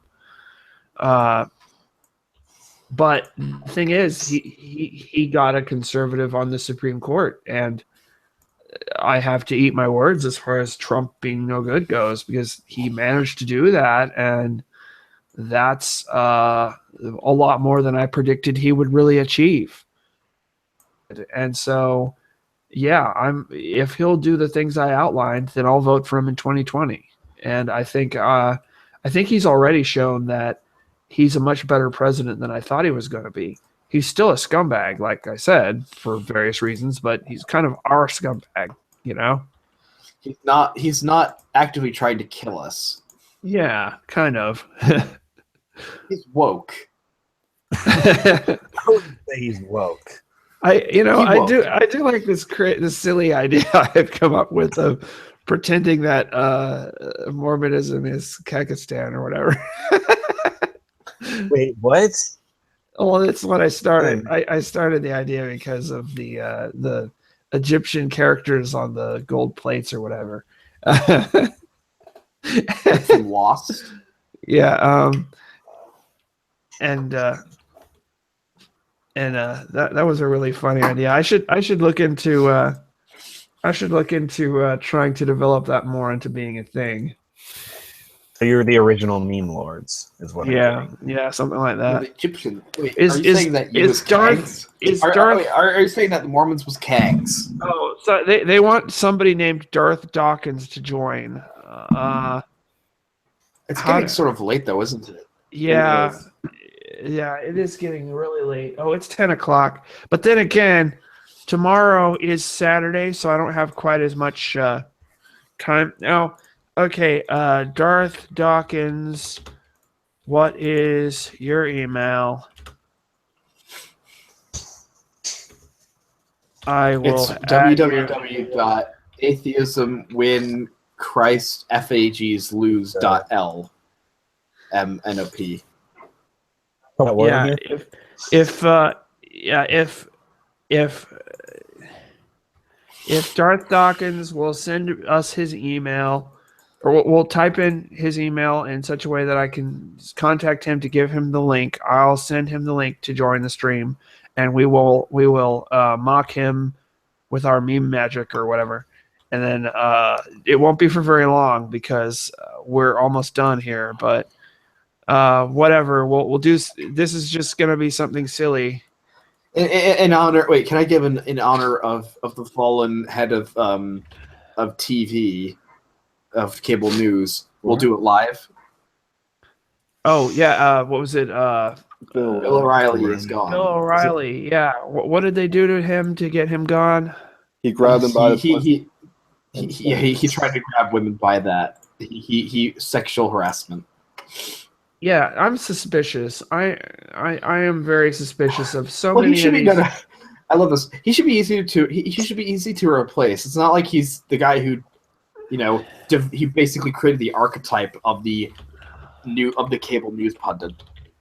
All right, so we're gonna let Dawkins deity on our stream, and I don't know whether he's making fun of religion or Dawkins or both, but he's probably gonna be a troll. It's and he's gonna scream at us. Dawkins deity.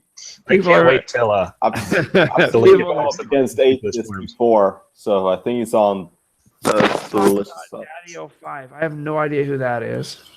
He's gonna troll us. He's gonna start screaming. The guy that abuses his kids for YouTube money. Yeah. Who hasn't done that? Anyway, I sent him the email of the Hangout link. Okay, I got it. I'm here. Great. Are you a troll? Am I? No, I'm not. I'm not a troll. Are you a filthy Keynesian? No, I'm a fundamentalist Christian who regularly debates atheists and skeptics. Oh, okay. So you're choosing the name to make fun of Dawkins and not because you're a fanboy. Well, actually, originally I was Duncan Dawkins, where I had Richard Dawkins' head floating in a cup of coffee like a donut. But then when I debated atheists, they said I was evil for debating atheists, and somebody called me Darth Dawkins, so I let it stay. That is a much cooler name, although I strike I wasn't fear sure in the which hearts. I wasn't sure which side you were on terms of, because just based on the name, I wasn't sure which side you were on, if you were a satire of Dawkins or if you were like a fanboy of Dawkins. Oh no, I'm not a fanboy. I think he's I think Richard Dawkins is a clown. Yeah. Okay. Well, yeah. You guys give me 30 seconds. I have to switch my headset. Okay. We're gonna be wrapping up here before too long because we've been going on for like 3 hours at this point. I think we've run out of topics to discuss. Yeah. You should ask me a stupid question. I'll give you a brilliant answer. There's no such thing as stupid questions. Only stupid people like you. Okay. There are stupid questions like how Okay, much so, wood if a woodchuck could chuck wood. Okay, so are all you guys skeptics? No. Wait, what? None of us are all of skeptics. you We don't like the skeptics? skeptic community. Are any of us skeptics? Because I don't know. The name of the live stream is the evil, oppressive, theocratic world domination conspiracy. Don't you know? I think almost all of us are Christians, so we're conspiring against the atheists. We want to subject them to mandatory, involuntary, 24-hour Ken Ham Bible indoctrination, and Mike Pence. Oh God, not Ken Ham. and Mike Pence electric shock therapy. So until they see the light, because that's. Did you guys see that? Did you guys see that study where like damaging your brain causes you to be an atheist? Like, well, that's autism. No, seriously, are you guys professing Christians, agnostics, atheists? Yes, I am a Christian. I say I'm a Christian, but Dean Esme says I'm a Satanist. So because he's part of the because he's a Mormon. Well, he's part of the good Mormons. Reformed or you're a Mormon. I'm a member of the Reorganized Church of Jesus Christ of Latter-day Saints and the Restoration Branches movement. I am an atheist who hates all other atheists. I'm an evangelical Baptist. Yeah, so you guys, I don't know whether to take you seriously or not. Reason I wasn't we're not exactly caring about whether somebody who calls themselves Darth Dawkins takes us seriously or not. No, that wasn't an insult that I was making, just a comment. So the reason I didn't get on until 10 minutes ago is because I was at a prayer and worship night for 3 hours. Do you believe me now? I don't know. Okay. I think the overall question is the fact that we are not the skeptics, i.e., we used to love the Young Turks. We like Christopher Hitchens, and we think that the religious right is just like the new regressive left. No, were not part of I that mean, I was crowd. vaguely interested in the Young Turks in 2007, but then you grew up brain. Well, let me ask you this question. If you're actually objecting to other people's actions, what would be your foundation to object to anyone else's conduct? The Bible. I would say the natural law, but I'm a philosophy major, so. Oh, you're a college student? No, I'm a college graduate. Thank you very much. You're in natural law? What law? As in the natural law, what C.S. Lewis called the Tao, the moral law. How would you derive these laws through your sense perception? No. Well, you said it's natural law. Yes, I think that the basics of the moral law are inherently known by everyone. The basics of the moral law are just automatically or innate knowledge that everyone has. And how did you determine that? I think that God placed it there, but I think everyone has it, whether they believe in God or not. Everyone knows, for example. So you're just conjecturing then. I'm not going to go and prove that. So then you're conjecturing. I would say I am asserting that I think this. I'm not going to go and prove the moral law to people. You can't. You have to either assume that there is a real right and wrong, or just not assume that there's a real right and wrong. You can't prove that there's a real right and wrong. Well, is anything provable? Proof always depends on having some premises. All proofs depend on premises, and you have to get your premises, your ultimate premises, from faith in order to start. Okay, and so would that statement right there be ultimately resting upon faith?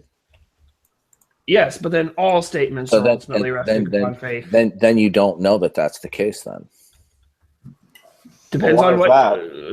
Why not? So what you're saying is therefore everything ultimately rests upon some form of fideism, right?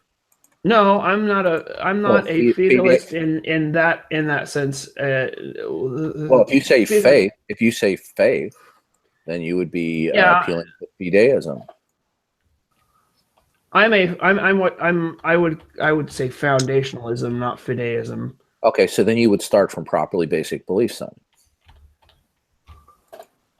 Yes. Okay, therefore, any conclusion that you make from a reasoning process ultimately rests upon just assumptions that you're making about the nature of reality. Yeah. I don't think there's an alternative to that.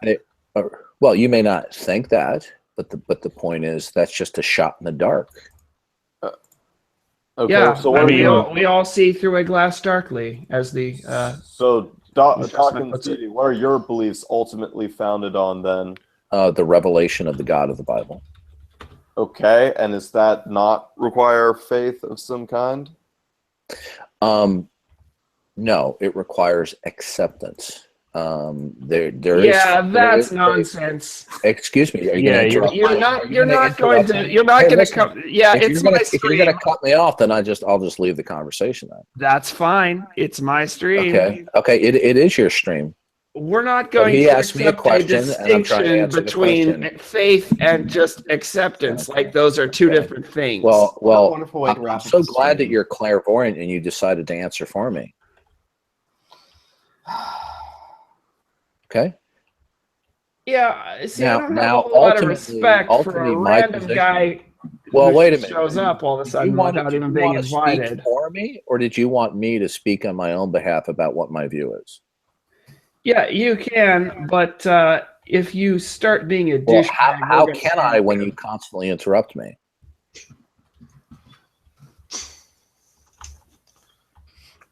Now, do you want to hear my position or not? No, I'm not sure. I'm not entirely sure. I don't want to. I mean, we've been having a stream that's been going on for 3 hours at this point. How about this? how about you come on for a stream another time when we haven't been going on for 3 hours, and we hash it all out then. Thomas here, yes. Well, And, he asked me what my position was. Oh, And I said- all right. Let's I let said you that my answer position. that. All right, listen. Then I Yeah. won't waste my time. You're not really We- interested in a conversation, are you? Well, at this point, when we've been going on for this long already, we aren't actually ready to launch into a really in-depth discussion at this point. In fact, I think we're already starting to lose people. I mean, this stream's been going on for 3 hours, okay? And at this point, everybody's kind of really tired and we're just chilling, you know? We could have a lot more serious actual discussion probably in like another time when we put it at the beginning of the stream and we actually have it a little better organized. Do you think that sounds, better? And then we actually have like people actually taking turns and stuff.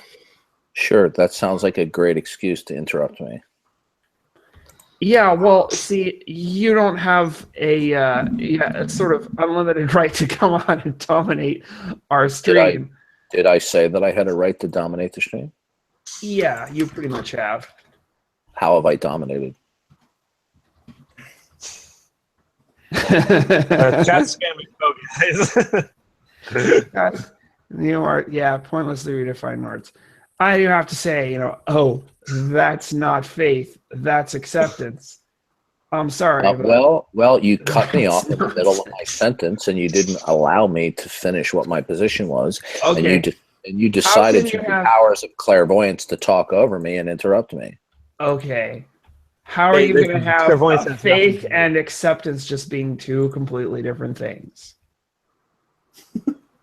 Well, I was attempting to explain my position until you decided to cut me Okay, off. are you going to explain the difference? Well, we just asked you to Say explain that your position, so do it. Okay. that you were cut off.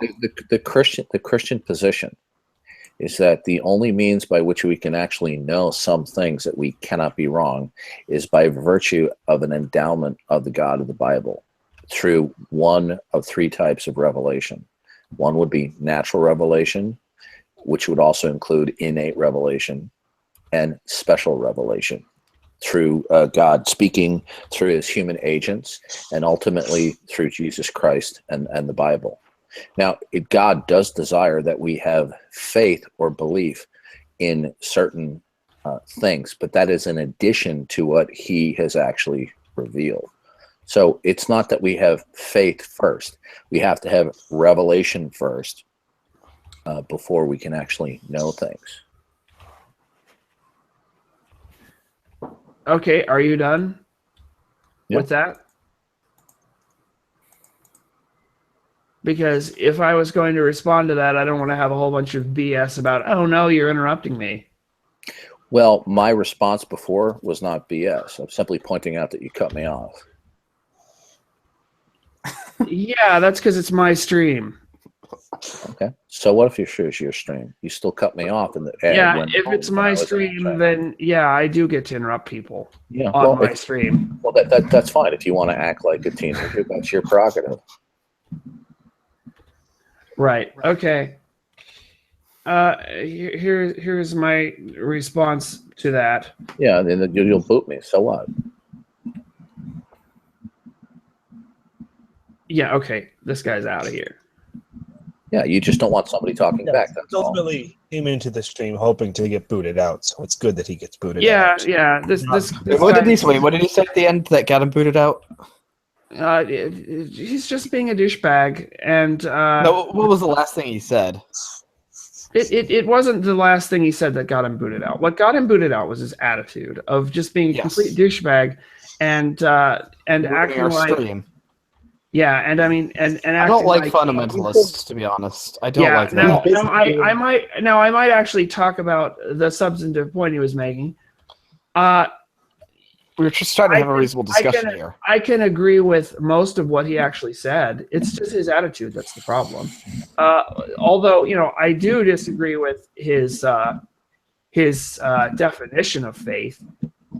in that he seems to think that faith and revelation are somehow mutually exclusive concepts. Mm-hmm. And I think that acceptance of a revelation is faith by definition. And I think that, while as being a Baptist Protestant, I do believe the Bible is the sort of, I do believe in a, if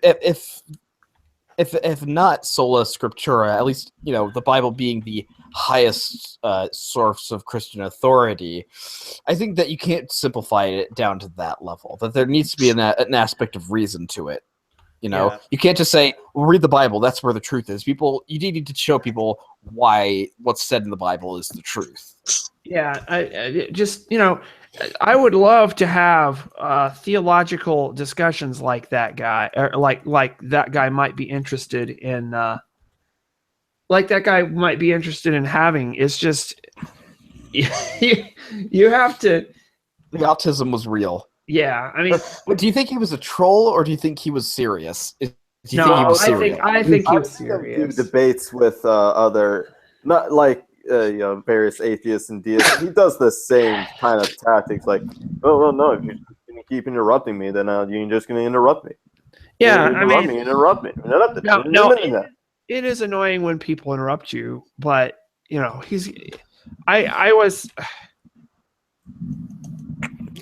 you did was interrupt me when I was trying to make my point. Will you let me make my point? Wait, will you let me make my point? Okay, I make your point. Yeah, but I'm just trying to make your point, but you're still interrupting me. Well, just make your point then. Okay, I'll try and make my point. What he did there was for attention. That's what he is. Yeah, what he did there was Nesbitt would have a wonderful. He and Dean Nesbitt would have a wonderful conversation. I think he belongs with the Dean Esme Escaping Atheism crew, and I really, I might say, I'm not saying he's wrong exactly. I think he's wrong in how he's defining faith, and that he thinks that faith is something additional that comes along after revelation, where I'm saying if you're believing in revelation, then you're believing in revelation based on faith. I mean, whatever it is that you trust, that's faith. I think only the most diehard Calvinist would believe what he just proposed. Why is that? Because sort of the diehard Calvinist position is that you don't have a choice to have faith. Something is simply revealed to you and you accept it. Oh, so you think he was going in a direction of Reformed epistemology? I think so. No wonder I booted him. Oh man, yeah, I booted him because I have a reprobate mind, and atheists can't do math. No, look. All I'm saying is that I'm sorry that I was a Presbyterian for a long period of my life, but why does everyone actually hate the Reformed so much? I never understood that. I don't. I'm like 60% Reformed. Yeah. Yeah, the guy who founded the revival movement, Charles Finney, was a Presbyterian. Well, he was against. He was. The thing is, I think people simplify the idea. You asked the question. Let people answer the question. Yeah, I'm sorry. People are trying to interrupt me. This is not the conversation I think anybody wanted to have at the end of a 3-hour stream. What were you going to say your problem with Reformed is? Oh, well, I don't want to just totally insult anybody who is persuaded by Calvinism. But I do think Calvinism is very immoral. Mm-hmm. I mean, that makes sense. I don't, if the God of Calvinism was real, I think I would have to be a misotheist, which is someone who thinks that, yes, there is a God and God is a terrible person. Oh, so most atheists then.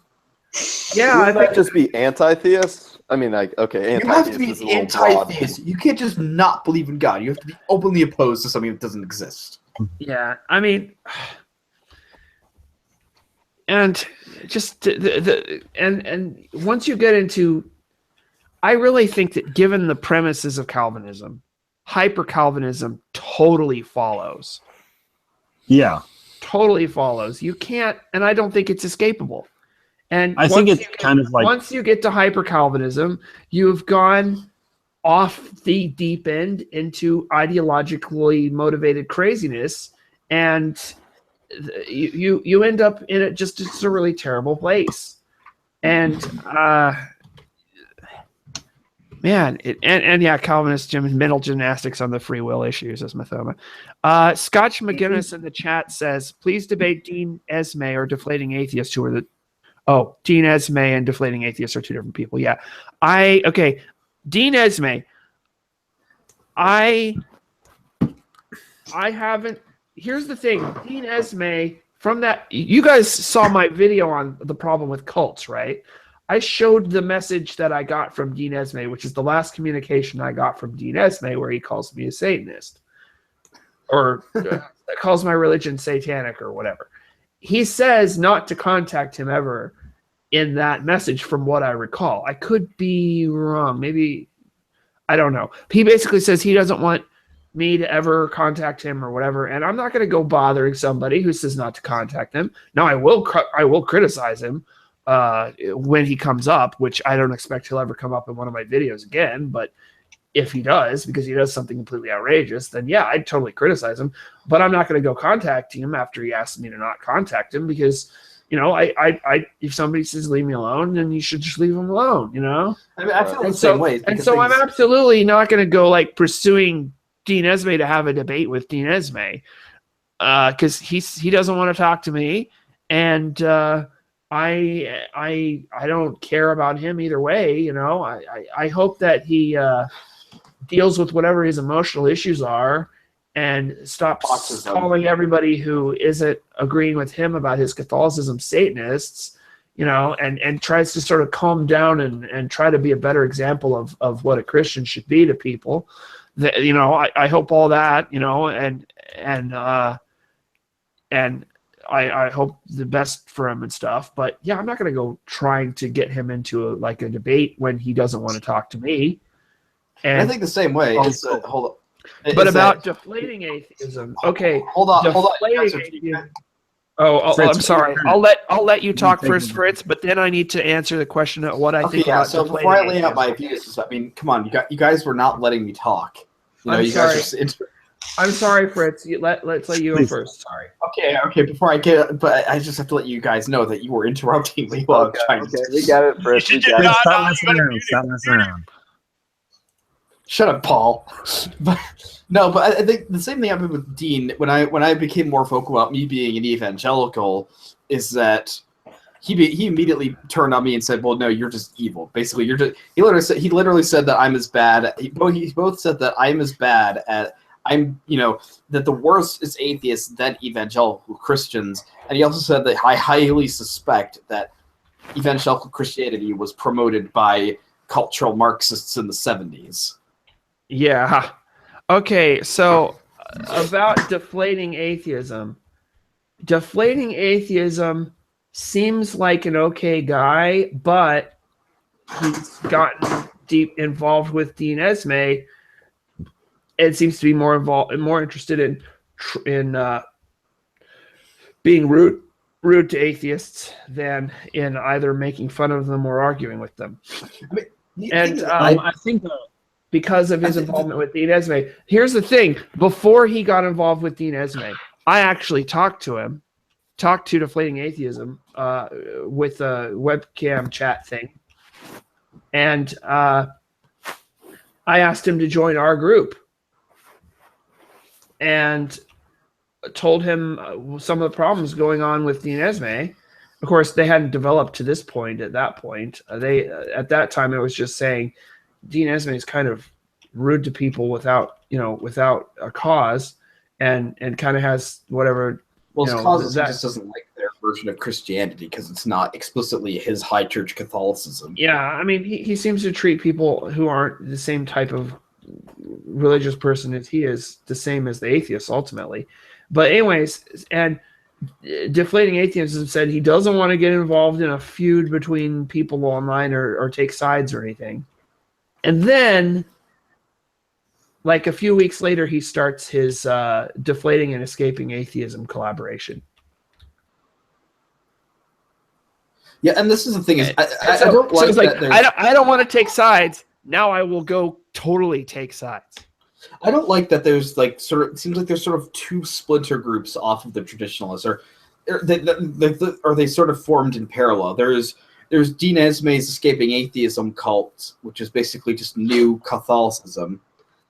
And then there's like St. Clair and his merry band of nihilists that are just like, they're also against the SJWs and the like classical liberals, but they're like totally anti-Christian.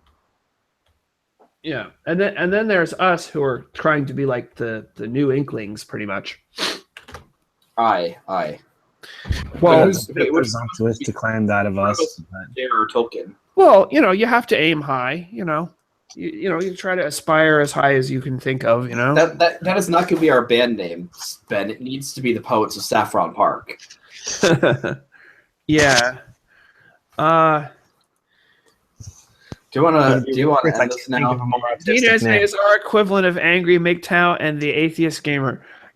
I think that's probably true. I don't even know who those people are, but it's probably true. The Atheist Gamer is a guy that like goes too far and is he's trying to be stereotypically angry atheist, and like he like screams at like Baring once made a video against him because the guy like made a video like he's screaming like it went way over the top where he was screaming at like a 14-year-old girl that was talking about feminism.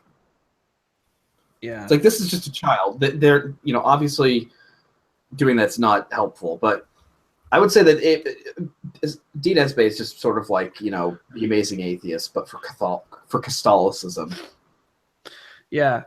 Now, there are a few people who seem to be on like, there are a few people who seem to be outside our group, but who haven't quite become completely aligned with Esme's group either, like Missing the Mark.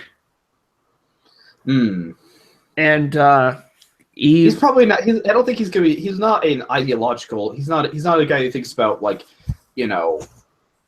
politics or something like that. He sort of just talks about certain ideas and being a Catholic. Yeah, and he's, I think his channel is the most similar to the Distributist on YouTube. Mm-hmm. That stream with them is, between the two, it's sort of just them agreeing with each other on everything. Yeah, I mean, Missing the Mark. I will say this though is, I don't like the idea when people say, well, Martin Luther is just the worst thing that ever happened. Basically, if Martin Luther didn't exist, we wouldn't have any problems.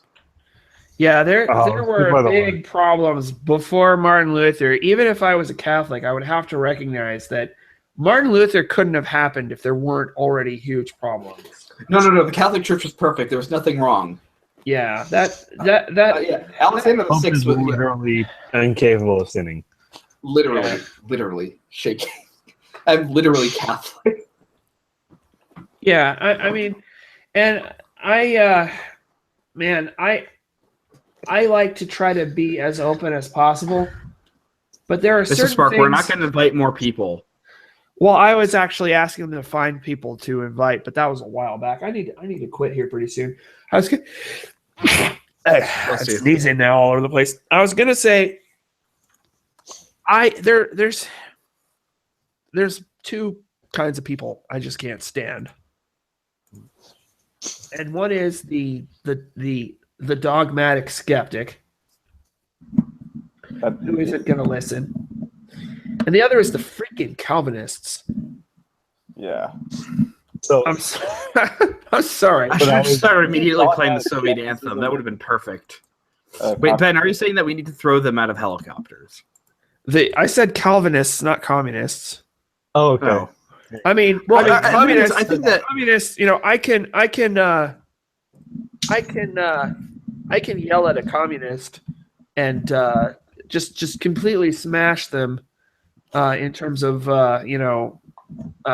just all this nonsense they're spouting all the time about they've forgotten how to argue, and that so communists are a huge problem, but I guess they don't quite annoy me quite so much because I just kind of expect everyone to be a Marxist because I went to college. Yeah. And there's a ton of Marxists in college, and I'm an anti-communist, a very strong anti-communist, but I don't have as much of a problem with communists, like just being able to talk to a communist, as I have with talking to the kind of dogmatic skeptic who's just going to say there's absolutely no right and wrong, and science disproves God because science, and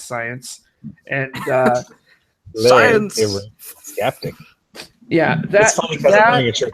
That and the kind of Calvinist who's going to be a biblical relativist who argues that truth is relative to what the Bible says and it's not correspondence to reality, it's correspondence to the Bible. That's what. Yeah, I mean, I don't even believe that. I mean, define truth. This is the thing, right? Like when people, it's like again, this is the difference between I think people need to separate the fundamentalist, as the guy explicitly self-identified as, and evangelicals, is that even though we're explicitly focused on the gospel and the Bible, we're not, hopefully at least, we're not devoid of understanding reason. Like we obviously believe that the Bible, the Bible's the word of God, but like the whole world is not relative to exactly what it says. The Bible is the word of God. It's not God. Yeah. Everything is beholden to God, not the Bible.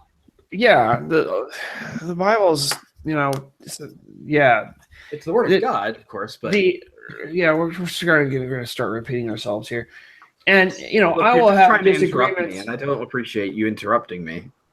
Yeah, I'll have disagreements with Protestants about their views on the authority of the Bible and what that means, and to what extent, and stuff. But most of them don't make truth itself relative to what the Bible says. You have to be like really hardcore into the seminaries and usually invested in Reformed theology and Reformed epistemology before you start going that deep into the crazy. You have to be like Todd Lewis. Is Todd Lewis? I thought Todd Lewis. He's an Anabaptist, or he's a Mennonite. Yeah, he believes in free will, right? He's not a Calvinist. But this is the thing, is that like at my church, like during a worship service or something, like to put up a good Christian quote from John Calvin. It didn't have anything to do with predestination. It was just about the glory of God. The thing is, like, I will admit, I think that people don't think enough about the idea of predestination. They should look into it at least. I don't believe in it. I'm just saying I don't think it's as simple as people make it out to be.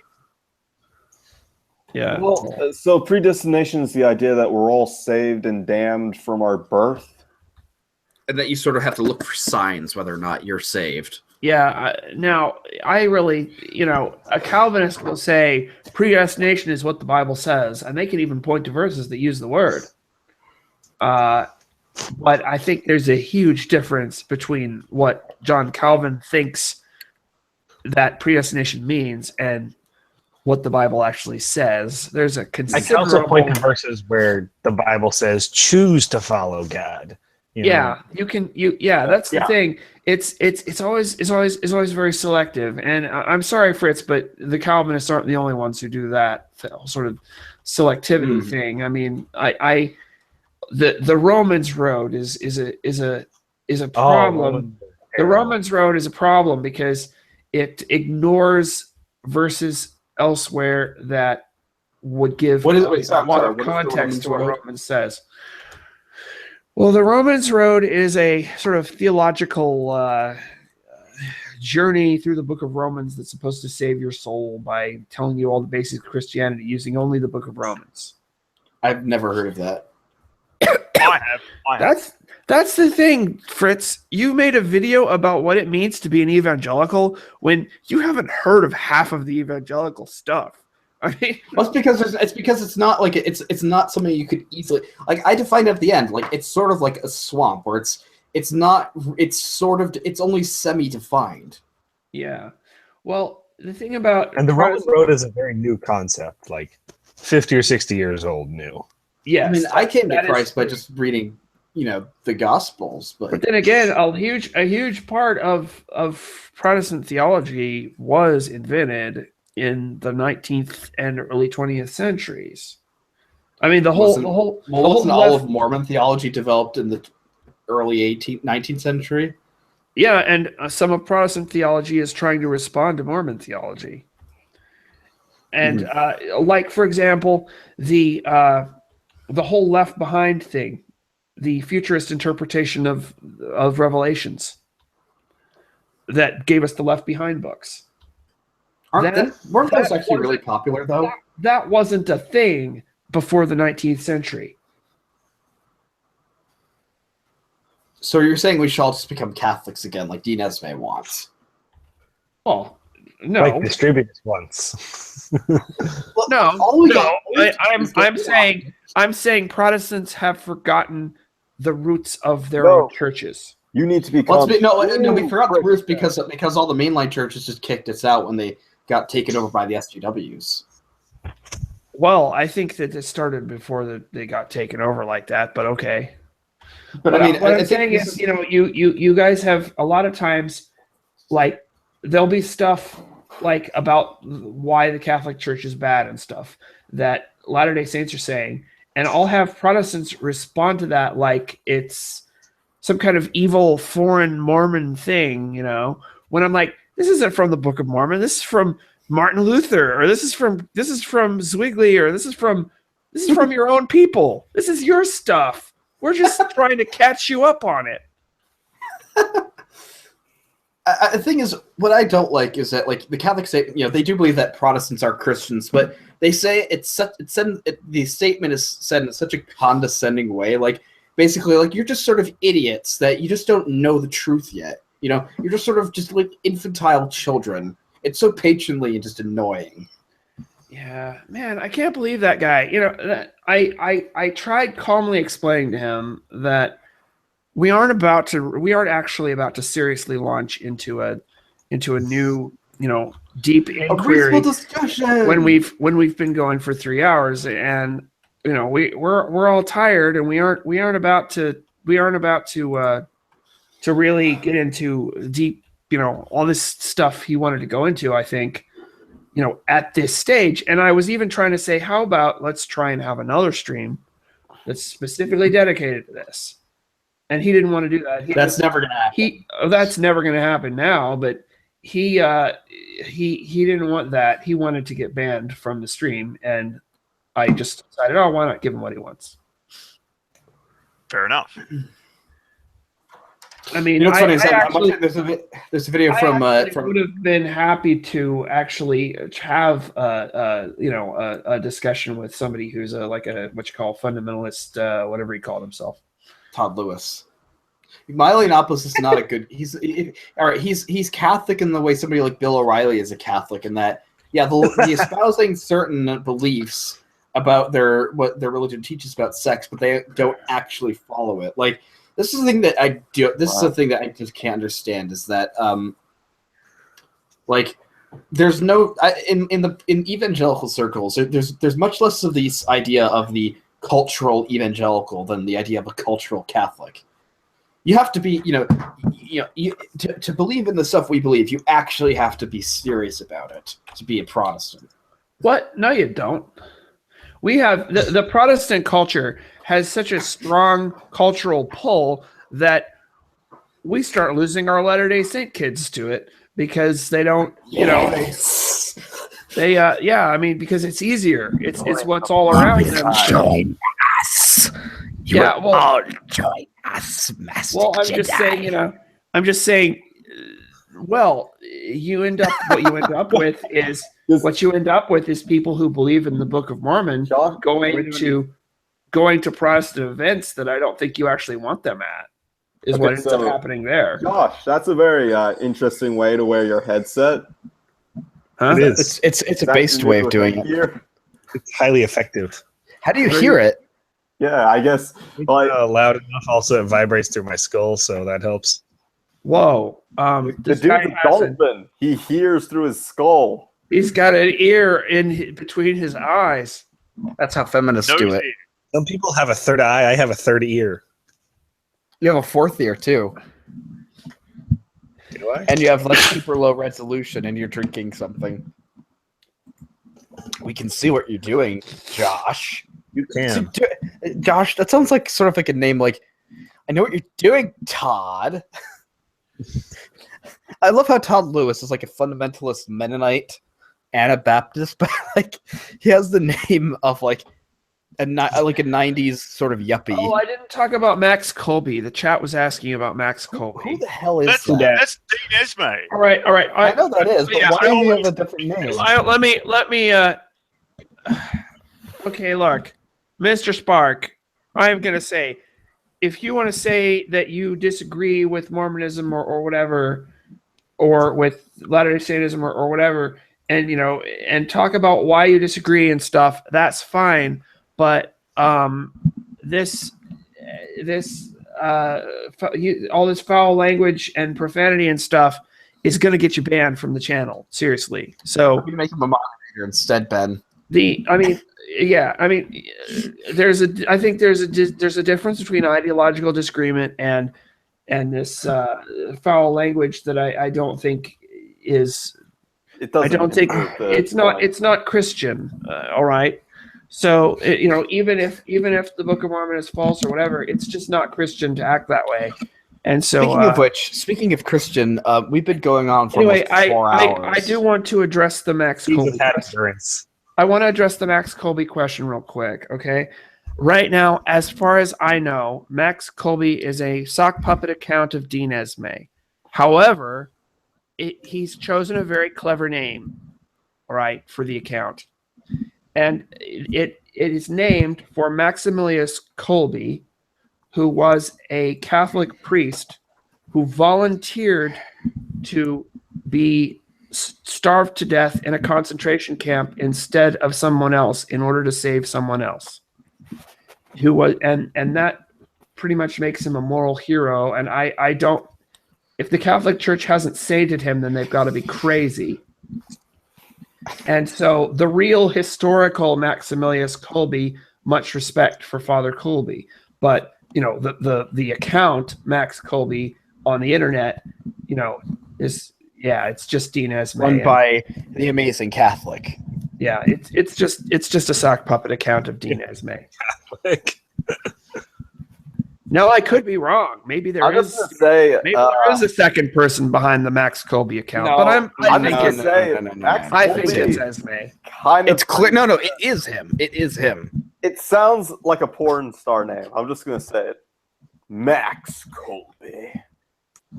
Well, look up the historical figure. It is a real historical figure. When the guy was really annoying, I think I should have just done this. Father Colby actually was sainted. The chat says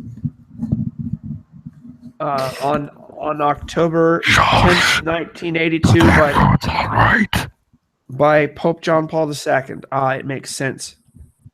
Do it. What is this? Someone's saying they've been doxxed. What? Oh, Ivanovich posted my last name, but it's really public information, so I don't care. Oh, okay. I want to say for the record that I am opposed to doxing. I mean, I sleep with a hatchet by my bed, so I don't care. Sorry, that's my bad. I am very much opposed to doxing. I don't think there is a good excuse for doxing. So, are we going to end this at? Are we going to end this at 11? Yes, let's pledge to end this in about 10 minutes. Cool, 4-hour stream. That's not too long, is it? Yeah, well, we were just chilling a lot of the time.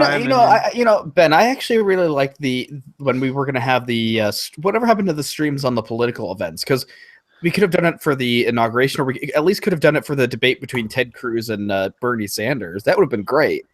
When was this debate between Ted Cruz and Bernie Sanders? I did not hear about this. It was months ago. They had to debate over healthcare, and Ted Cruz destroyed Sanders.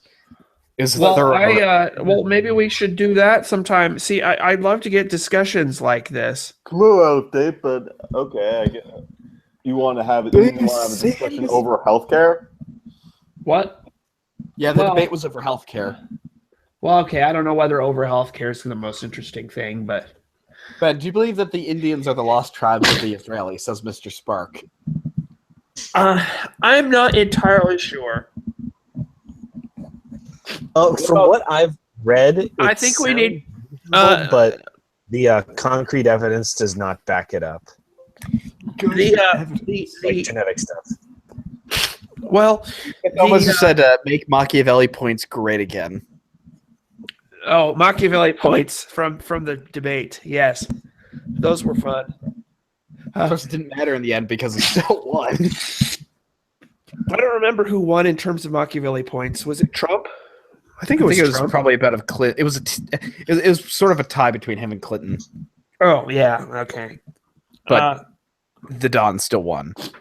Okay, the Book of Mormon does not. The Book of Mormon talks about, in terms of the Lamanites, and the Lamanites are identified as being Dr. Lehman? native inhabitants of the American continent. But it does not specify specific things like, are we talking about South America, Central America, North America? It doesn't talk about which tribes. It doesn't talk about stuff like that.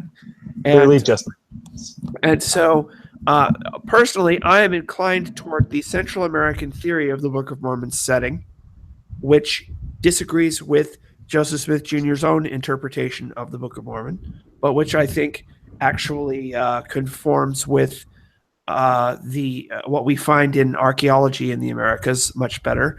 And I'm not sure, there are some people who want to support the North American theory based on some genetic stuff. But I have to say in response to that people move, buildings don't. And so that's why I have to stick with the Central American theory. But anyway, so that I'm answering questions from the chat. If the chat asks me a direct question, where are we on time? Oh, we still have 8 minutes. Ben, when will you be married and have the babies? I actually, when I get off the internet for a while and actually go find some real people to talk to. You're never off of the internet. I have a face. Yeah, Ben is just a blank white mask. It's just not pretty enough. I'm not. I'm just. Am I prettier without glasses? Like every female lady. If you take off your glasses, I'm sorry, that doesn't change some of the fundamental logistical problems with what you're saying here.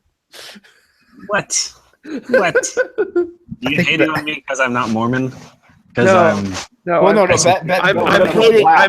hating on you because I'm not gay. Oh, that's fair. The problem. Don't call Ben Mormon, because the problem is that all the Protestants, all the other Christians don't like Ben because he's too Mormon, and all the Mormons don't like Ben because he's not Mormon. Yeah. So, have you heard the song "I'm a Mormon" by 11D7? 11D7 has those ridiculous commercials. Wow, 11D7 don't they make, like, what was it, the worst kind of music ever? Crunk rock? Yes, they did. Yes, wait, what's it they called? did that. 11D7. They're a crunk rock band, which means no, they're not crunk. They're Christian punk. My bad. What's Christian punk music? Like Reliant K. What does it sound like? Is it just awful?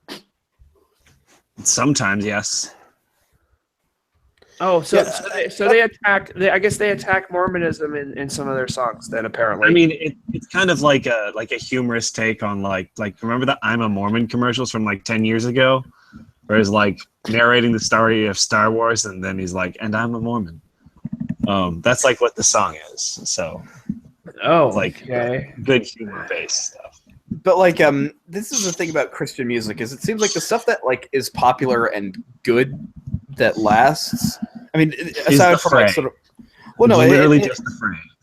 No, I'm not just. It's not just like a sort of old traditional hymns, but like the stuff of modern stuff. It's it seems like it's just sort of a combination of pop and rock, which is interesting. Well, it's kind of. I would say it's that and it's like singer songwriter stuff. That stuff is generally pretty good and at least popular. I like Neil Morse. Yeah, I like Sarah Reeves. And I use the Osmonds in my Like channel. I In my- I love this. At the end of my '90s video, I'm using the song because it's talking about how the classical liberals all think that everything's going to be fine, and we're all going to go back to the '90s secular liberalism. I play the song "Dawn of Correction" by the Spokesman, which was written as a response to Barry McGuire's song "Eve of Destruction." Someone Have asked you me. played- have you Someone used the, asked. Someone in the chat button? asks, "Will you debate Sargon of Akkad?" Dude, if I want to promote my channel, I'd have to be crazy to turn down any kind of invitation from Sargon of Akkad. But he'd never invite me. He'd never invite me because I have like 500 subscribers, and he's got like what? What does he have? Well, Distributist only had a couple thousand. Well, Distributist only had a couple thousand, so that's still an order of magnitude. I only had a few. difference. Hey, wait, I only had a few hundred, and I got to talk with Kraut and T. yeah, I mean, You also got something to say. You got something to say. Yeah, I guess, and maybe I could one of these days. That'd be cool. But you know, I'd have to really. Thing is, I'd have to give Sargon a whole lot of credit if he'd even talk to somebody like me. Well, what are you going to debate him on if you had the chance? The golden plates. Yeah. I don't think Sargon's going to. Well, I it'd don't be think the the golden same plates are really there. It'd be the same thing, meta ethics. Where's your proof? Where's your scientific proof of the golden plates? There isn't none. But with the power of a video game, you could figure out that you don't need proof for you have to have proof for the existence of God and that there isn't any. And you can all do it with the power of the computer and the internet. Do you really want? Can we please shut it off now? Can we please shut it down, Goy? Oy vey. Oi, oi, hey. Hold on, Josh. You have a bit of big nose there, so you shouldn't be talking. Also, I've got some Netflix to my watch. pragmatic German Look, genes, I can't help it. You guys are interrupting me watching Mystery Science Theater come back. Okay. So, when's the next stream? The next stream we're gonna try and do. Let's actually try and review one of those debates. Let's review like a good debate. Okay. Did you have one in mind? If somebody could let's put in the comments of the video that eventually gets posted on this, what debate we should do, what debate we should watch and then commentate on. How about the one between Sam Harris and Jordan Peterson that went absolutely nowhere on the issue of truth? No. I feel like that honestly proved that Peterson was right. Well, actually, I think they were kind of both wrong. Yeah, I don't agree with Jordan Peterson, actually. He was saying that for something to be true, it has to be pragmatically true as well. I actually... The myth makes it real. Yeah, like, it has to... Yeah, like, I don't agree with Jordan Peterson that something has to be good in order for... Like, this was supposed to be like his proof of God. Peterson defined truth as what's useful, and I'm sorry, but I trust Aristotle on the definition of truth more than Jordan Peterson. I'm sorry. In brief, what was Aristotle's definition? That to say of what is that it is, and to say of what is not that it is not, is to speak the truth.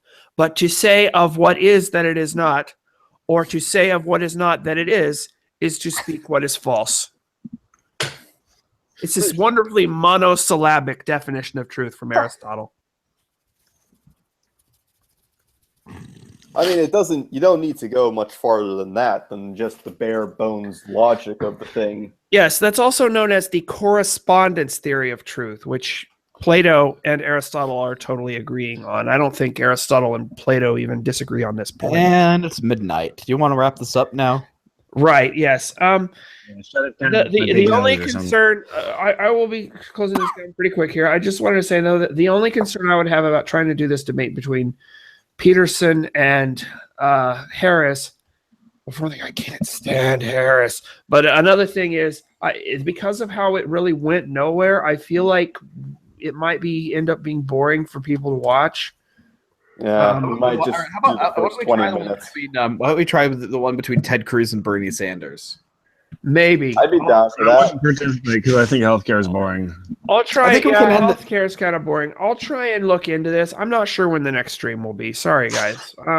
We'll work on this. All right. I'd like to get suggestions from the audience. Put them in the comments after this video gets posted, and I read all the comments on my channel. So you will. Mr. Sparks said that Mormons woke me up at 3 a.m. while I was dreaming about a sexy Japanese girl.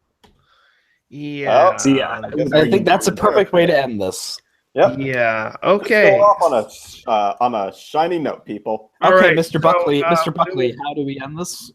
We will. Yes. Well, we will continue working on our plans for the ultimate world domination of the evil, oppressive, theocratic conspiracy, and we will get those atheists into the re-education camps yet. So, Hal!